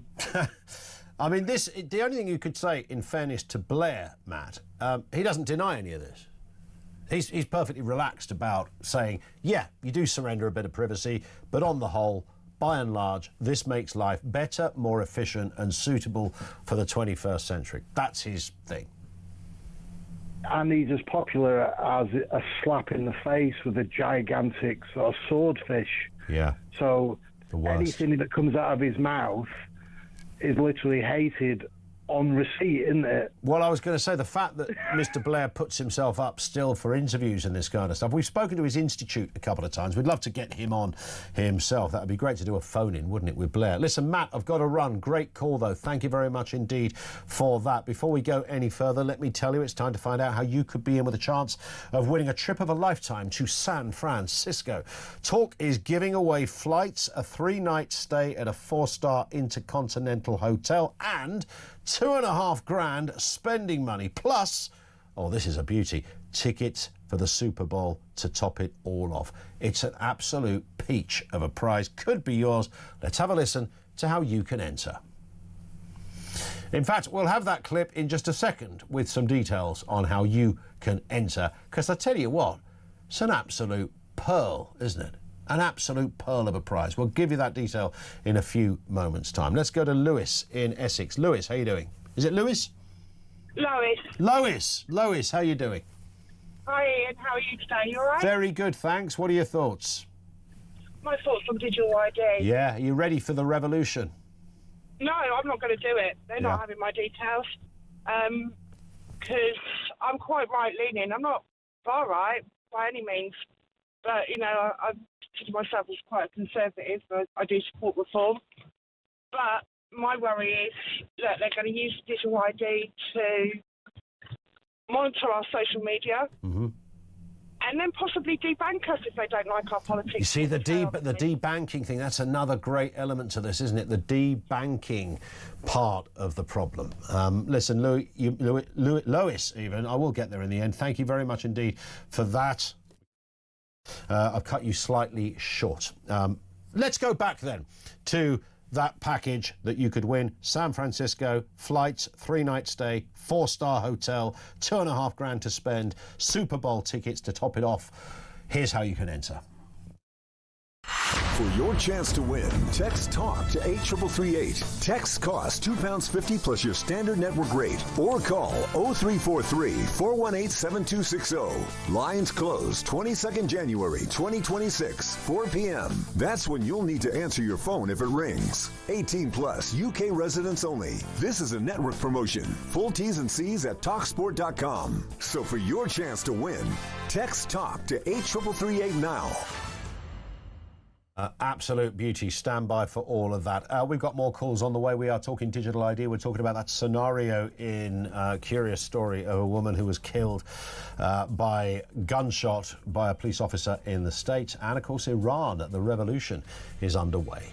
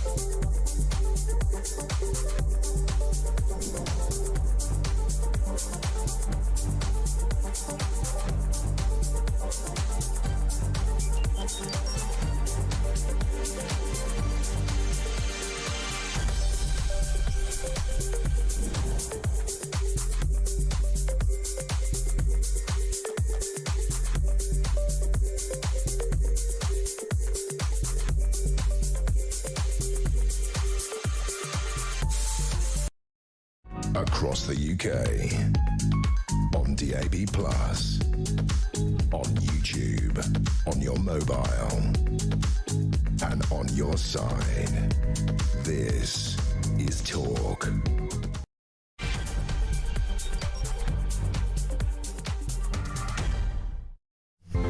Yeah, good afternoon. Welcome back to the home of common sense. So much to get through here. Keir Starmer has ordered ministers to find departmental budget cuts in order to fund his super dream, the controversial digital ID. Of course, this has stoked some kind of political and massive public backlash over not just the cost of it, that's almost the least of our problems, but the privacy and fundamentally state control. Your thoughts on that? What for you is the biggest fear of digital ID?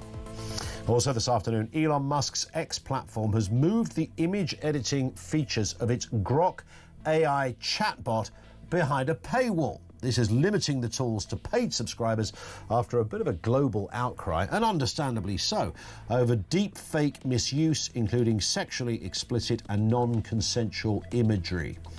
Mr. Musk has finally moved on the issue. Will it address the problem?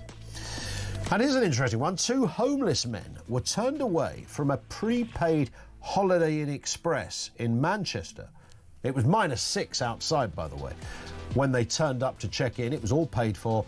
They were told, sorry, we're not allowed to have you in here, sparking a bit of outrage after they were later rehoused. We'll have more on that, and we'll speak to one of the women who paid for those rooms. Details on the way, 0344 499 1000. Here's a great example of the division. Endoxa on Twitter. I'm quite surprised anybody on either side of this debate about the cops that killed the woman in America has even got in touch, bearing in mind I made quite a lot of the fact that where you stand politically probably informs what you think of what happened. In all probability, you have a preconceived idea based almost on which kind of side you're on. Endoxa says, you've lost the plot on this one. The ICE officer has a car driven towards him and shoots the driver. End of. You see, on that point, I'm not sure he had a car driven towards him. I mean, he was in the vicinity because he was there. Did the driver attempt to drive a car into him, or was the driver attempting to get away? It might be a nuanced point. There might be millimetres in it. Was the intention of the woman to run over a police officer? I don't think anybody could see that video and say, yep, that's clearly what she was trying to do. She was trying to get away, which, by the way, was not the smartest thing to do. No one's defending that. Was she trying to drive at a police officer? And if she was, in those circumstances where you were quite easily able to get out the way, is it blowing her head off and leaving the children parentless because their father had already died some years ago of an illness? She dropped her kid off to school, her 6-year-old. And later that day, the 6-year-old discovered, your mum had her face blown off by the police. I'm not suggesting in any shape or form she did the right thing.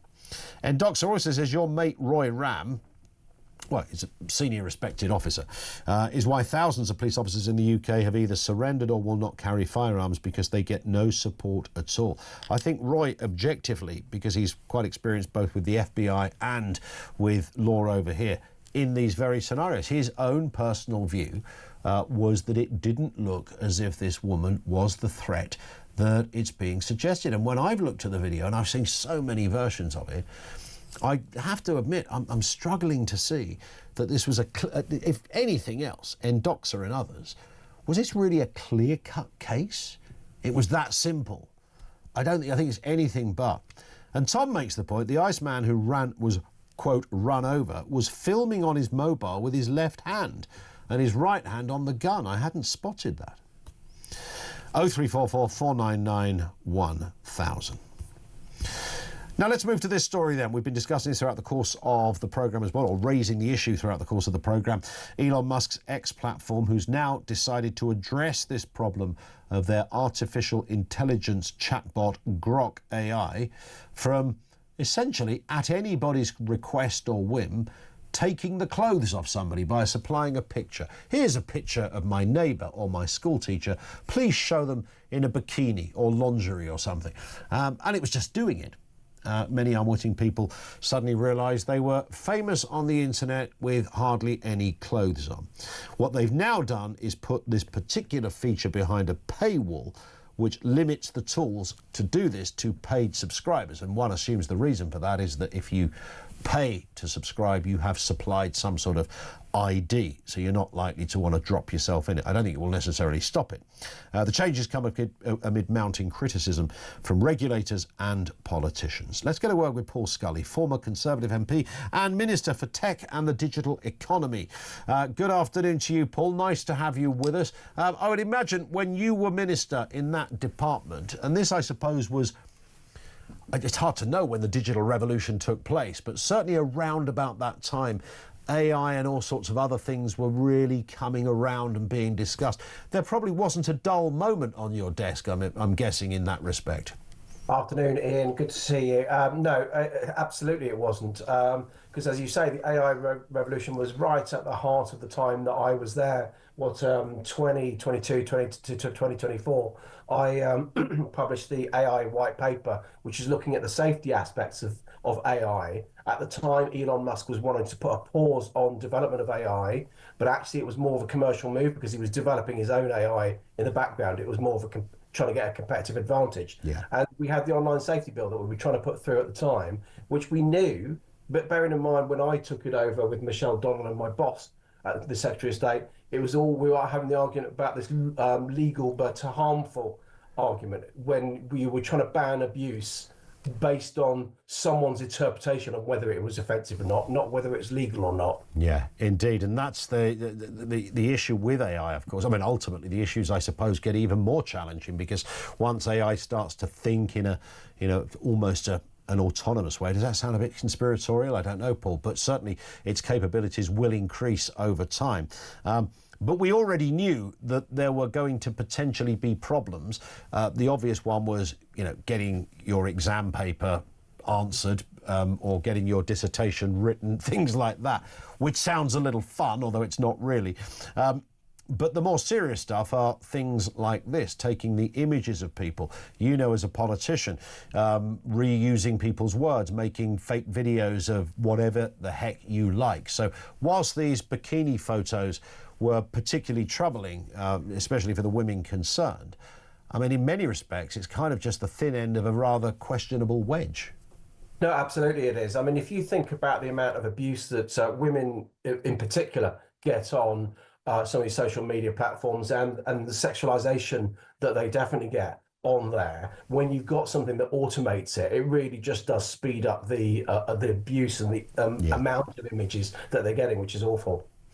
Indeed. Where does it go in terms of regulation? This is the problem. Elon Musk, of course, is, hypersensitive to regulation. It's almost as if he has a bilious attack the moment the word regulation is made. It's just he's of that makeup that any kind of regulation is horrendous, and he has his own reasons for that. He's not alone, perhaps, but it's hard to suggest that AI can just carry on without some kind of T's and C's applied. No, absolutely, we've got to do that. And that's what that white paper and the AI Safety Summit was trying to bring international leaders together a few years ago to start that conversation. And the online safety bill was basically trying to put the genie back in the box of social media, which we should have done 15 years ago. We're now at the start of the AI revolution, so we've got to do that now. Yeah. But effectively what you've seen is that we're trying to get these people like Elon Musk and other people to adhere to their own terms and conditions, basically, on usage of these things. Were there ever meetings when you were minister in this area about the potential dangers of the future on AI? Yeah, we talked about deep fakes. We've talked about, lack of understanding and lies and fake news and these kind of things and the like. And that was all there and all discussed. And we talked about that at international level, G7 and G20 meetings and those kind of things. But this, I'm thinking, it's interesting, though, because the fuss that we've seen now about pushing back about Grok, it's good to see that actually Elon Musk and the Americans have been fussing about it because they see it as constricting the American technology companies. They've moved. Actually, they've moved. It's start. It's not perfect, but it is a starting process. Is it? I mean, I don't want to sort of predict a grim future here, Paul, but I kind of can imagine there being some kind of incident where AI is or the misuse of AI perhaps is responsible for it, where so there's a knock-on effect, perhaps unintended, and then people start to, I mean, this bikini thing perhaps is one of them, but I can sort of envisage something worse than that. Not necessarily about imagery, but it could be deep fakes, it could be political thing, whatever it happens to be, but there's almost a sense that a tipping point might be around the corner at some point. Yeah, you've got to use AI as a tool as best as you can, rather than an alternative. You've always got to have a human in the loop. And I think that's the key thing. That's the only way you're going to avoid the unintended consequences that you describe. Indeed. Paul, great to have you on with us. Have a lovely weekend. Thank you. Paul Scully is former Conservative MP and former Minister for Tech and the Digital Economy for a couple of years under the last Tory administration. It is, I think AI is one of those, it's a bit like the boiled frog scenario, isn't it? It's kind of around us. We're kind of, because people in the workplace, exchange videos of funny stuff and go, look, this was made, and you can now produce almost your own, if you've paid the subs for the premium package on some of these things, you can almost produce your own Pixar-like film just by asking it to. Please produce me a film with a cat and a dog in it that become best friends. They run over the hill, they sing some songs, and the cat and the dog vaguely resemble these two people. You put the photographs of your mate and your other mate on there, and off it goes. It will make you a mini movie. It'll probably make you a full movie if you wanted it to. That simple. It will edit a film. It will Photoshop for you seamlessly. This is all the obvious stuff. If you want it to get Tony Blair saying, I deeply regret ever talking about AI and I want to go back and I apologise, it will never happen again. And that's a good example, by the way, of how, I mean, in that case, you can go, wouldn't that be quite funny if we saw that? But imagine a more poignant or profound use of it, not for the positive, whether it was I'm just envisaging that kind of political speech that momentarily is taken seriously, and before it's corrected, in the same way that the lies that spread around the world before the truth has even got its boots on, one of those moments where there's an awful knock-on effect as a result directly of some kind of malfeasance with AI. Another interesting response as well, a couple of responses on the shooting in America. Did a woman drive her car towards a police officer, or was a police officer overreacting? Terry says, anyone who's seen this video, and I speak as a Trump supporter, can tell that this was an overreaction by the police. The woman is at worst panicked, tries to get away, and an overzealous cop shoots her in the head. That's one view. Here's another one that says, this is from the not so right, who says the police officer that shot the woman is in hospital after being hit by a car. He's not, by the way, in hospital. He went to hospital as a matter of procedure and was released 11 minutes later. There's nothing wrong with him. What the video shows, showing the oversized car, where she drove at him. Why are you pushing the leftist video? Check your facts. Well, we work in a newsroom and I've watched it about 200 times so far. I don't think anyone would suggest, but by the way, why is it a leftist thing? You've almost perfectly answered the question.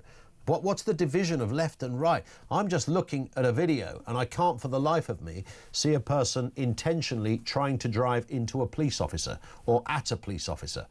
She might have clipped the belt of a police officer as she drove away, and there's a world of difference for that. And do you pay with your life for that? So that's the first thing. But driving at him, I don't think anybody is saying that she drove at him.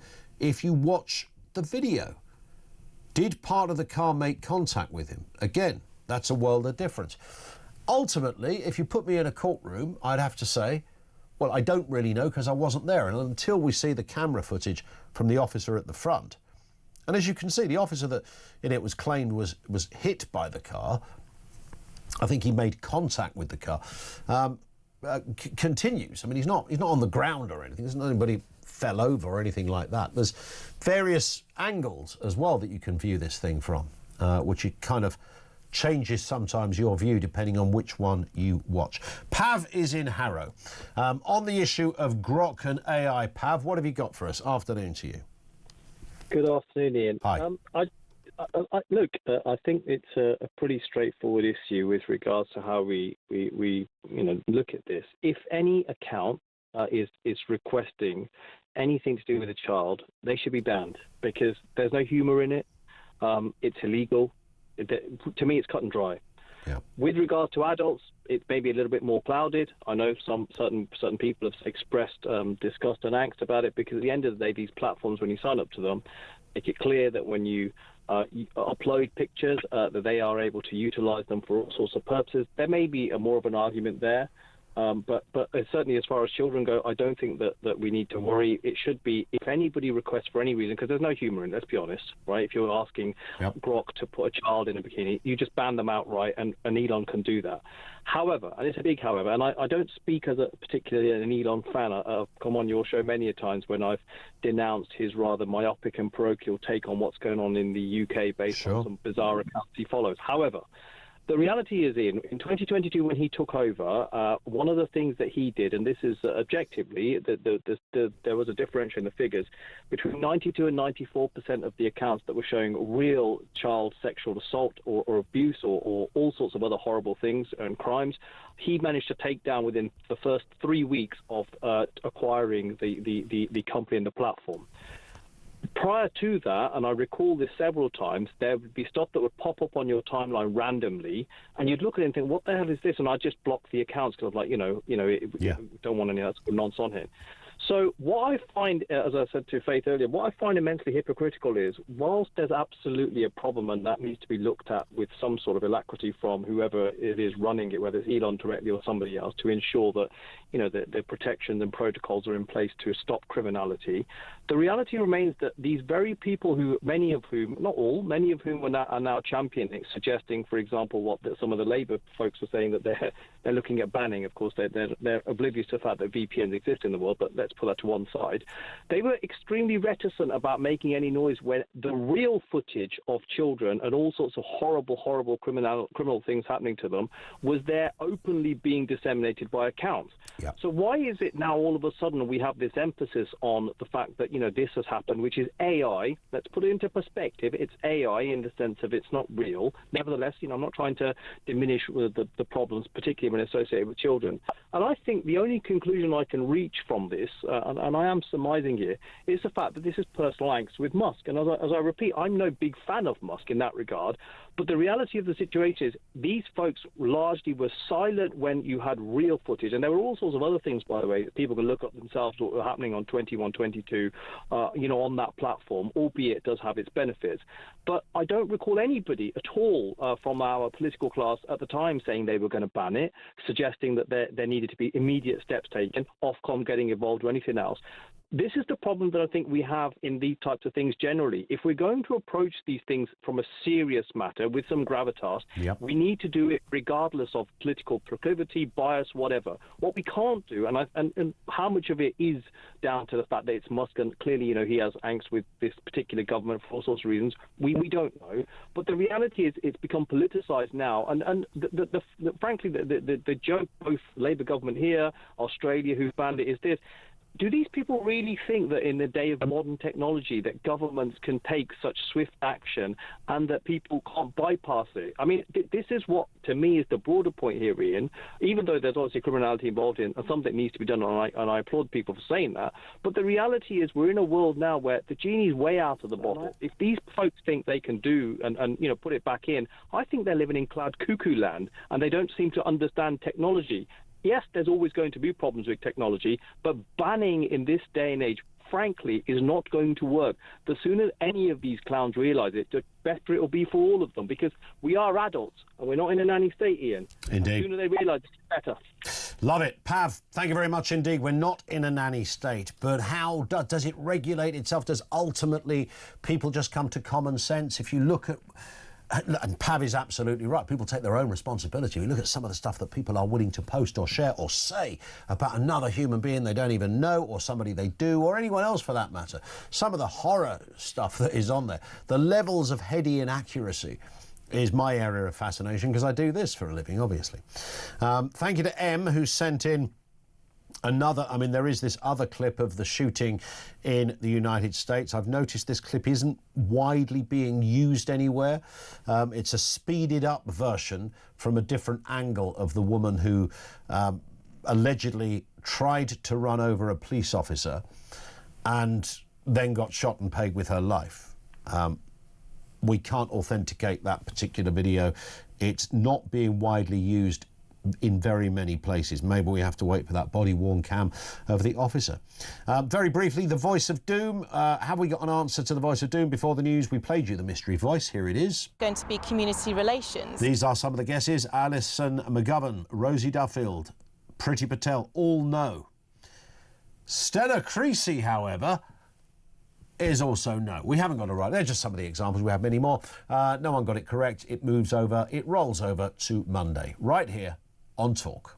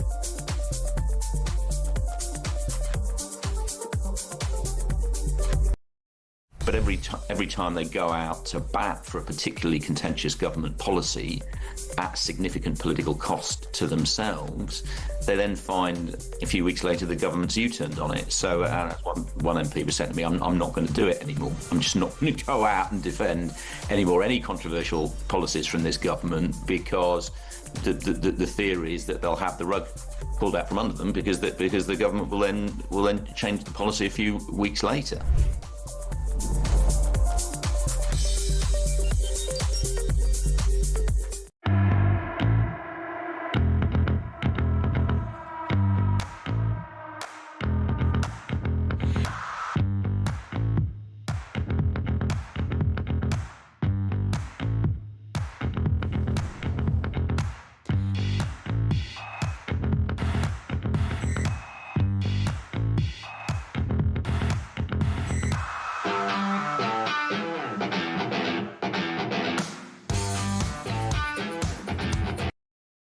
Across the UK, on DAB+, on YouTube, on your mobile, and on your side. This is Talk. Even if this is the shooting in America, which has kind of divided the states, but it's almost, if it wasn't for the fact that there is a person has died, a mother, a fairly young mother, has died of 3 kids as a result of this. Whatever the reasoning, everybody said, well, that's clearly very sad. I'm pretty sure most people who would see that video would conclude, I don't think this woman set out to run over a police officer, even if even if the car touched the police officer. That clearly wasn't the issue. She puts the car into reverse to try and get away, and then curves the car round, and allegedly part of it sort of looks as if it's heading for the... I don't think she meant to. Now, of course, law of unintended consequences, even if she didn't, the officer didn't know that. This is what he would say. So therefore, he opened fire. Kaz says, I saw a frightened woman trying to get away from someone holding a gun to her. As usual, it's the shoot first, ask questions later. Until we get the body cam footage, we'll never truly know. It is awful to see. And I think, you know, when you consider the various angles and then the various footage that's going around that has either been recreated or doctored or sped up, it's genuinely quite hard to know. But initially, from the initial angle you see, which is crystal clear stuff, it doesn't look to me like someone who's intending to aim a car at a police officer. It looks like someone who intended to get away, which is not a good thing, by the way. And I wonder if this kind of story will be used in years to come as the greatest example we've had for a while in confirmation bias, because I genuinely think it largely falls down the lines of whether you are pro or anti-Trump, largely, which is why it's reassuring. I've got some colleagues who absolutely bat from the right, who think this is an outrage, and this cop should be, you know, in the county jail, as they say. Back to your calls. Digital ID. Louise in Kent. How you doing, Louise? Good afternoon to you. Fine. How are you? Hi. I'm all right. Yeah, fire away. Good. Yes. My thinking with this is we have in this country a history of failed large-scale IT projects. Everywhere you look, we had, well, the dreadful COVID thing. We had all of that one to start with. But the NHS as well. I mean, I was reading today, some of the NHS are still using fax. Yes, they still use, they love a fax machine over there at the hospital. Yep, but the trouble is, they can't get any of the systems to talk to each other in the NHS, so the GPs can't access the hospital systems. Yeah. Our mental health trust here in Kent was originally a social care partnership trust, so the mental health teams could access the Kent County Council ones. They've split up now, so they can't. So if you have a social work assessment done by mental health social workers in the County Council, the mental health teams can't access it. They can't see who it is. We've got a history of this. The other thing is the NHS app. Now, you don't have to use that at the moment. Yep. But should you download it and put your name in, everything is there. That is what's going to happen with the digital ID. That even if you choose not to use it yourself, it will all be gathered into one place. So how will you ever know that your stuff isn't being monitored anyway without your knowledge? Well, and there's the thing. Stuff not working. No, I agree. But will that be cock-up rather than conspiracy? Because the question is whether it starts to get used with your knowledge. So if you're in China, for example, you're under no illusions that you're being tagged and traced and tracked in all manner of different ways, whether it's about your behaviour, your spending, your journeys, your trips, your health, etc.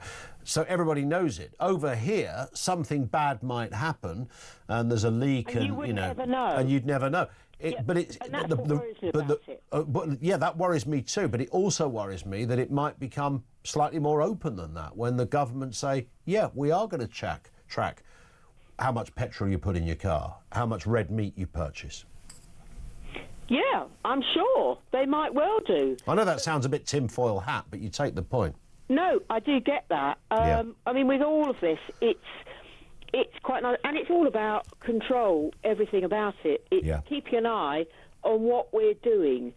Everything we're doing, even the banter ban in the pub, the lot. Everybody's just keeping an eye on what you do and what you say everywhere, and you've got no control over any of it. So really, even if they don't bring us in, we're still under a terrible surveillance here. Yeah. You know, you're too frightened to put anything on social media, and if you do put something quite innocent up, you get trolled by all sorts of really quite nasty people. Yeah. So the whole thing at the moment is just But it does worry me when we've got systems like the NHS, which, quite frankly, the doctors, everyone are complaining. And I've got a feeling that a lot of the NHS is still working on Windows 10. Oh, I have no doubt. So they're not even upgrading that. Absolutely really, no doubt. They get all of that right. Yeah. They shouldn't even be thinking about this. Got it. I'm with you 100% on that point, Louise. Thank you very much indeed, Louise in Kent. More comments coming through. Trevor says, the ICE shooting in the States, the officer had time to draw his gun and step aside before firing the first shot. Maybe a reasonable action, but then he fired twice more through the window as the car went past him. Definitely does not seem reasonable. UK John says, watch the other video then. You were only showing one view. No, that's exactly the video I've been referring to, John. It's the one we can't really show because there's no authentication of that video. And the one thing we do know is that it's a sped up video. I think it's in ×4. Somebody suggested ×4 earlier. So you don't quite get a true picture. That's the one I've been referring to. It's the one that's not really being used by anyone at the moment, probably for that reason. It also mysteriously starts and stops over the course of literally 7 seconds. And there's one of the issues, I suppose. But yeah, that's the video I've been talking about. There are many other angles, and I tell you, over the next day, there'll probably be other angles come through as well. The question then becomes, if we establish, well, I don't believe the woman set out to run over a police officer. She might have inadvertently brushed the officer with the car, who was standing up, and continued when she'd gone past. Did she intend to? And if she didn't intend to, then should she lose her life for that? Of course, the counter-argument to that is, well, the officer didn't know she didn't intend to, but the car was pointing to drive away. He was originally on the right of the car, so on an American vehicle on the passenger side, walks to the other side as she moves, and it's almost like a swerve around him would be her defence, or the defence for her. 0344 499 1000. More of your calls on the way as well. This one from Tad, who says, Goldie was a revelation. Goldie was our guest earlier talking about Iran. Incredibly powerful guest she was as well.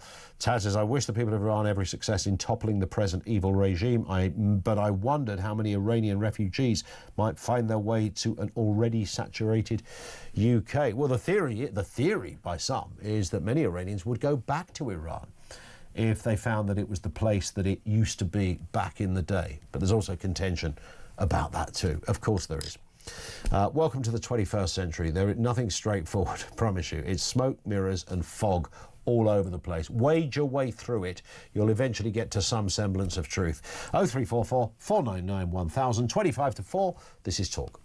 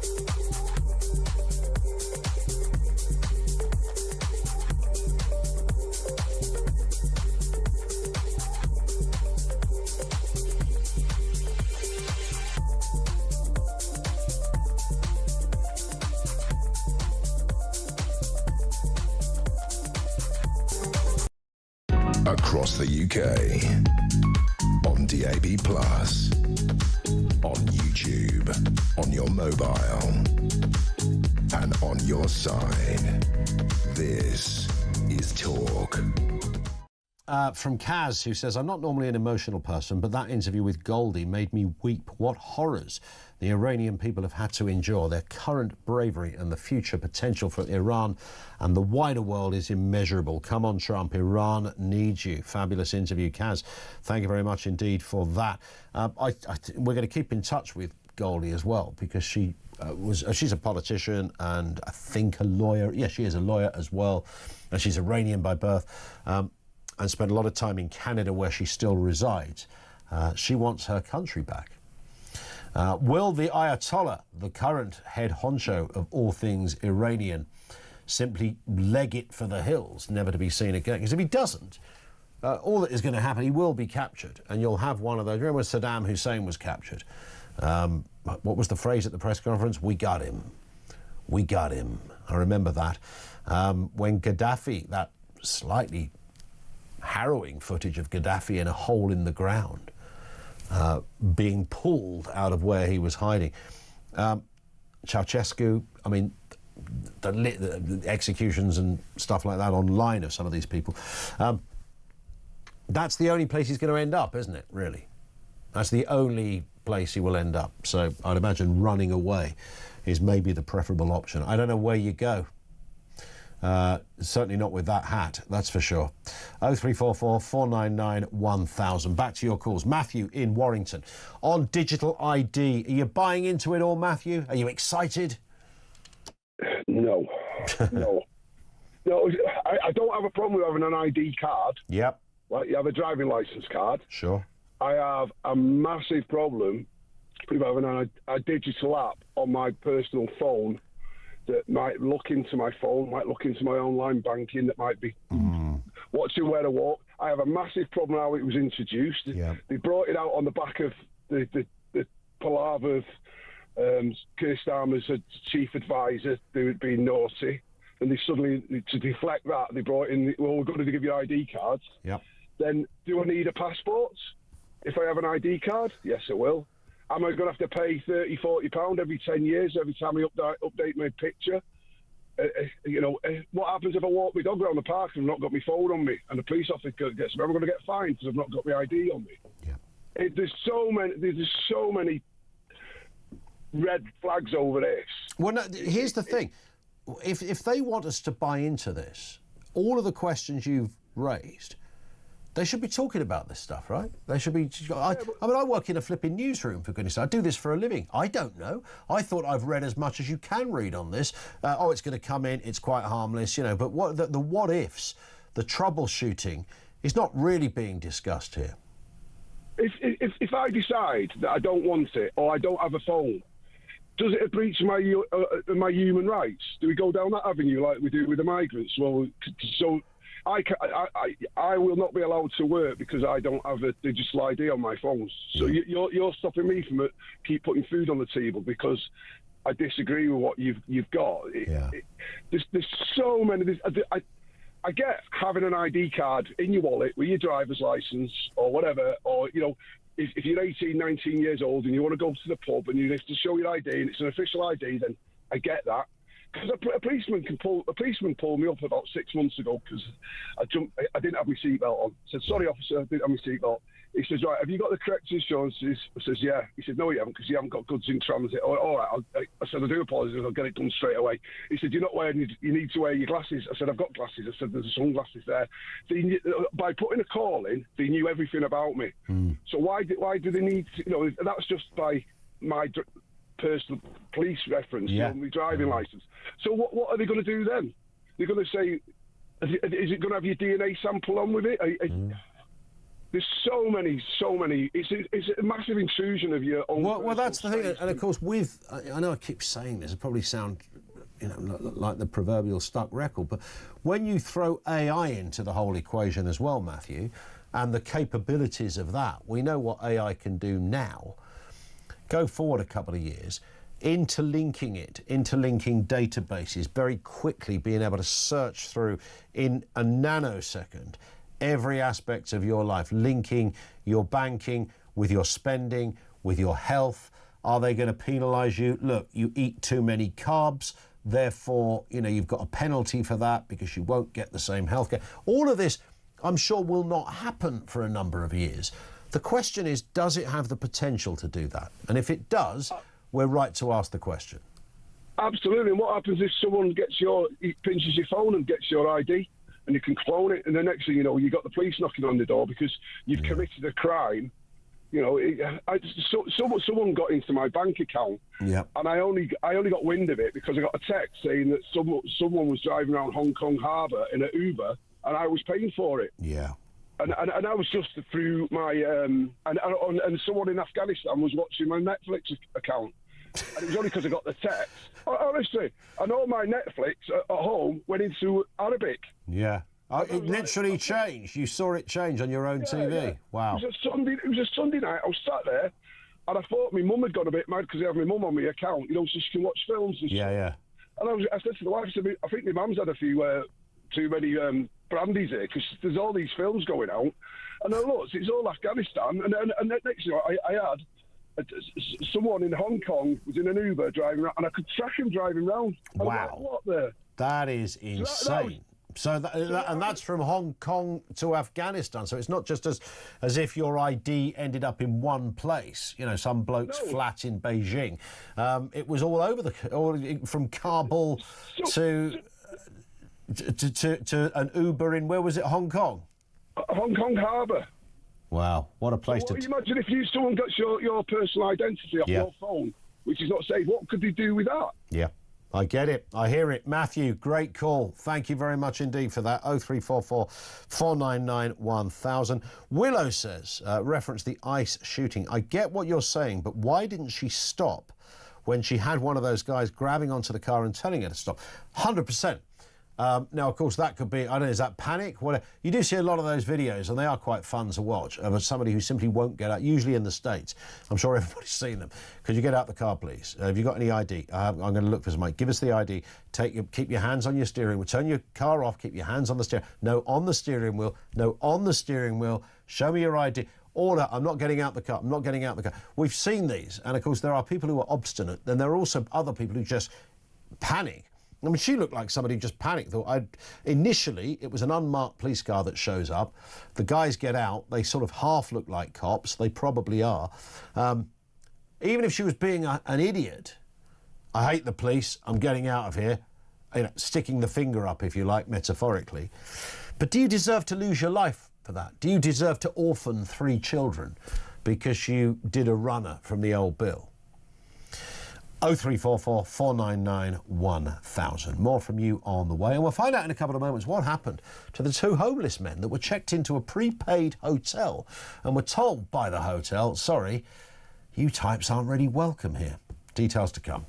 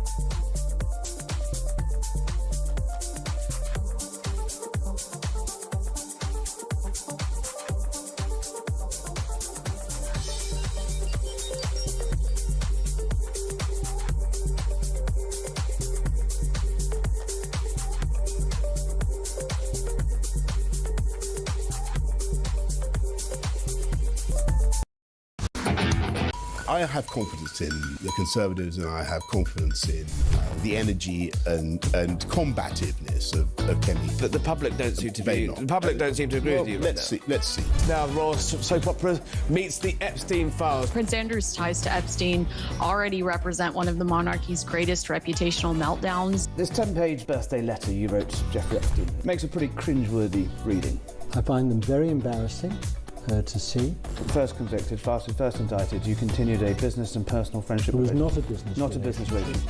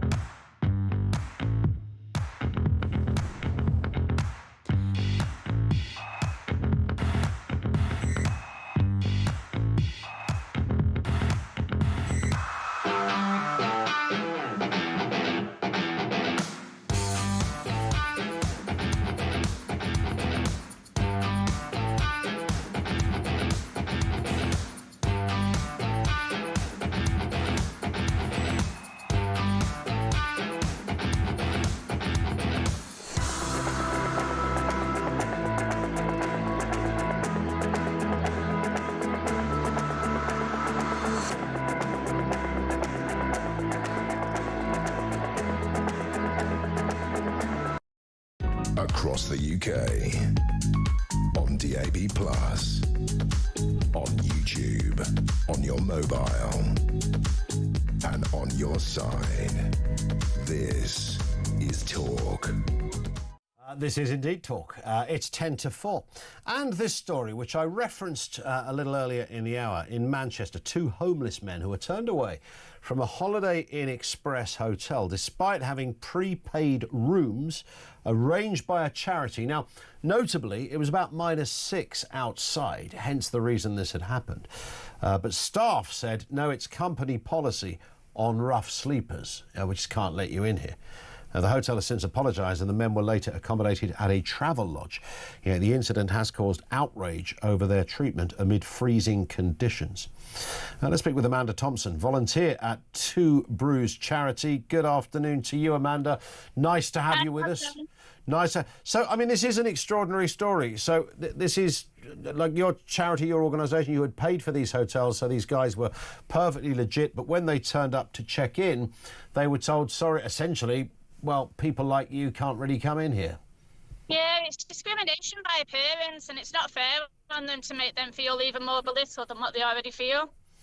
Is it, was the hotel's position, and obviously I don't know this, but was it that like these guys look like they are a bit rough, physically they look a bit dishevelled, and therefore we are going to make an assessment on that? Is that brutally what happened? Everybody looks like that if they was on the streets in -6 degrees. Yeah. Wouldn't we all look a bit more dishevelled than what we would normally look on a daily basis if we were sat on a floor? 100%.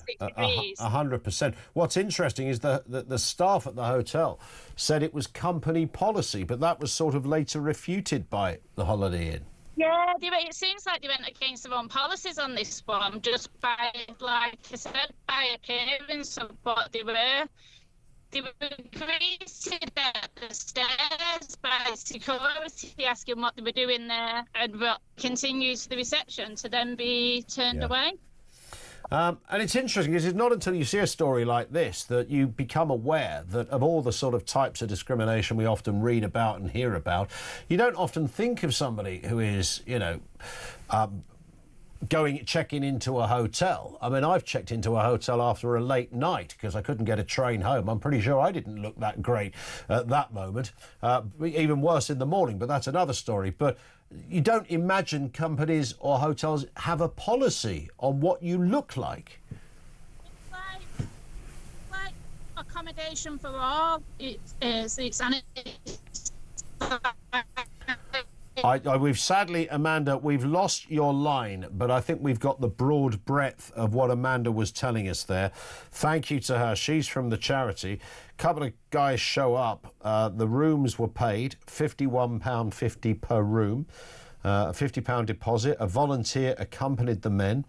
So they had a filming of this refusal. The receptionist told them, "We won't allow homeless guests," and said it was company policy rather than personal views. Now, that takes you into interesting territory. A lot of people listening to this instinctively will go, well, if somebody turns up with no teeth, half-shaved, they haven't, washed for a fortnight because they've been on the streets, with whatever sympathy you have for their predicament, would a hotel want to let them in? But then you're forced to ask another question. OK, so where's the line then? Where's the line? So what if they didn't smell, but they looked a bit dishevelled? What if they were just unshaven? Does that apply to anyone who's unshaven? What's the criteria here? They clearly said, probably quite casually to staff, look, once in a while a homeless person might have raised enough money begging to get a room. You can't let them in. That's not fair. I don't know what defence they would have of that. We live in a very litigious world. 0344 499 1000. Let's go to Daniel, who's in Shropshire. Daniel, what have you got for us? Yeah, it's just about what's happening in Iran. What I find amazing is we have prominent leftist groups in this country supporting the Islamist regime in Iran. But yet, let's just go back to history to 1979 during the Iranian Revolution, which was started by an unholy alliance of communists, Marxists, socialists, and Islamists, led by Khomeini to stage a coup to overthrow the Shah. Yeah. Because Marxists and Islamists both viewed the Shah as a puppet of Western imperialism. The moment the revolution ended and Khomeini seized power, he wasted no time rounding up and slaughtering his leftist allies. Yeah. 30,000 leftists were hunted down in the streets, hung from cranes, or tortured to death. And then he immediately implemented Sharia law. And then the feminists that supported the revolution protested the wearing of the hijab and the burqa, only to be met with Khomeini's men responding with bullets and beatings. And these same leftists today, who have the same ideology, are supporting the very regime that slaughtered them. Yeah. I mean, it is the definition of Darwinism. It is. It really is, isn't it? But what is their deeper thinking on this? Those people that would say, actually, I do support this. What are they thinking? Well, I could go into the history of it. I mean, if you wanted to go back into it all stems from the Soviet Union in 1948 with the official establishment of Israel.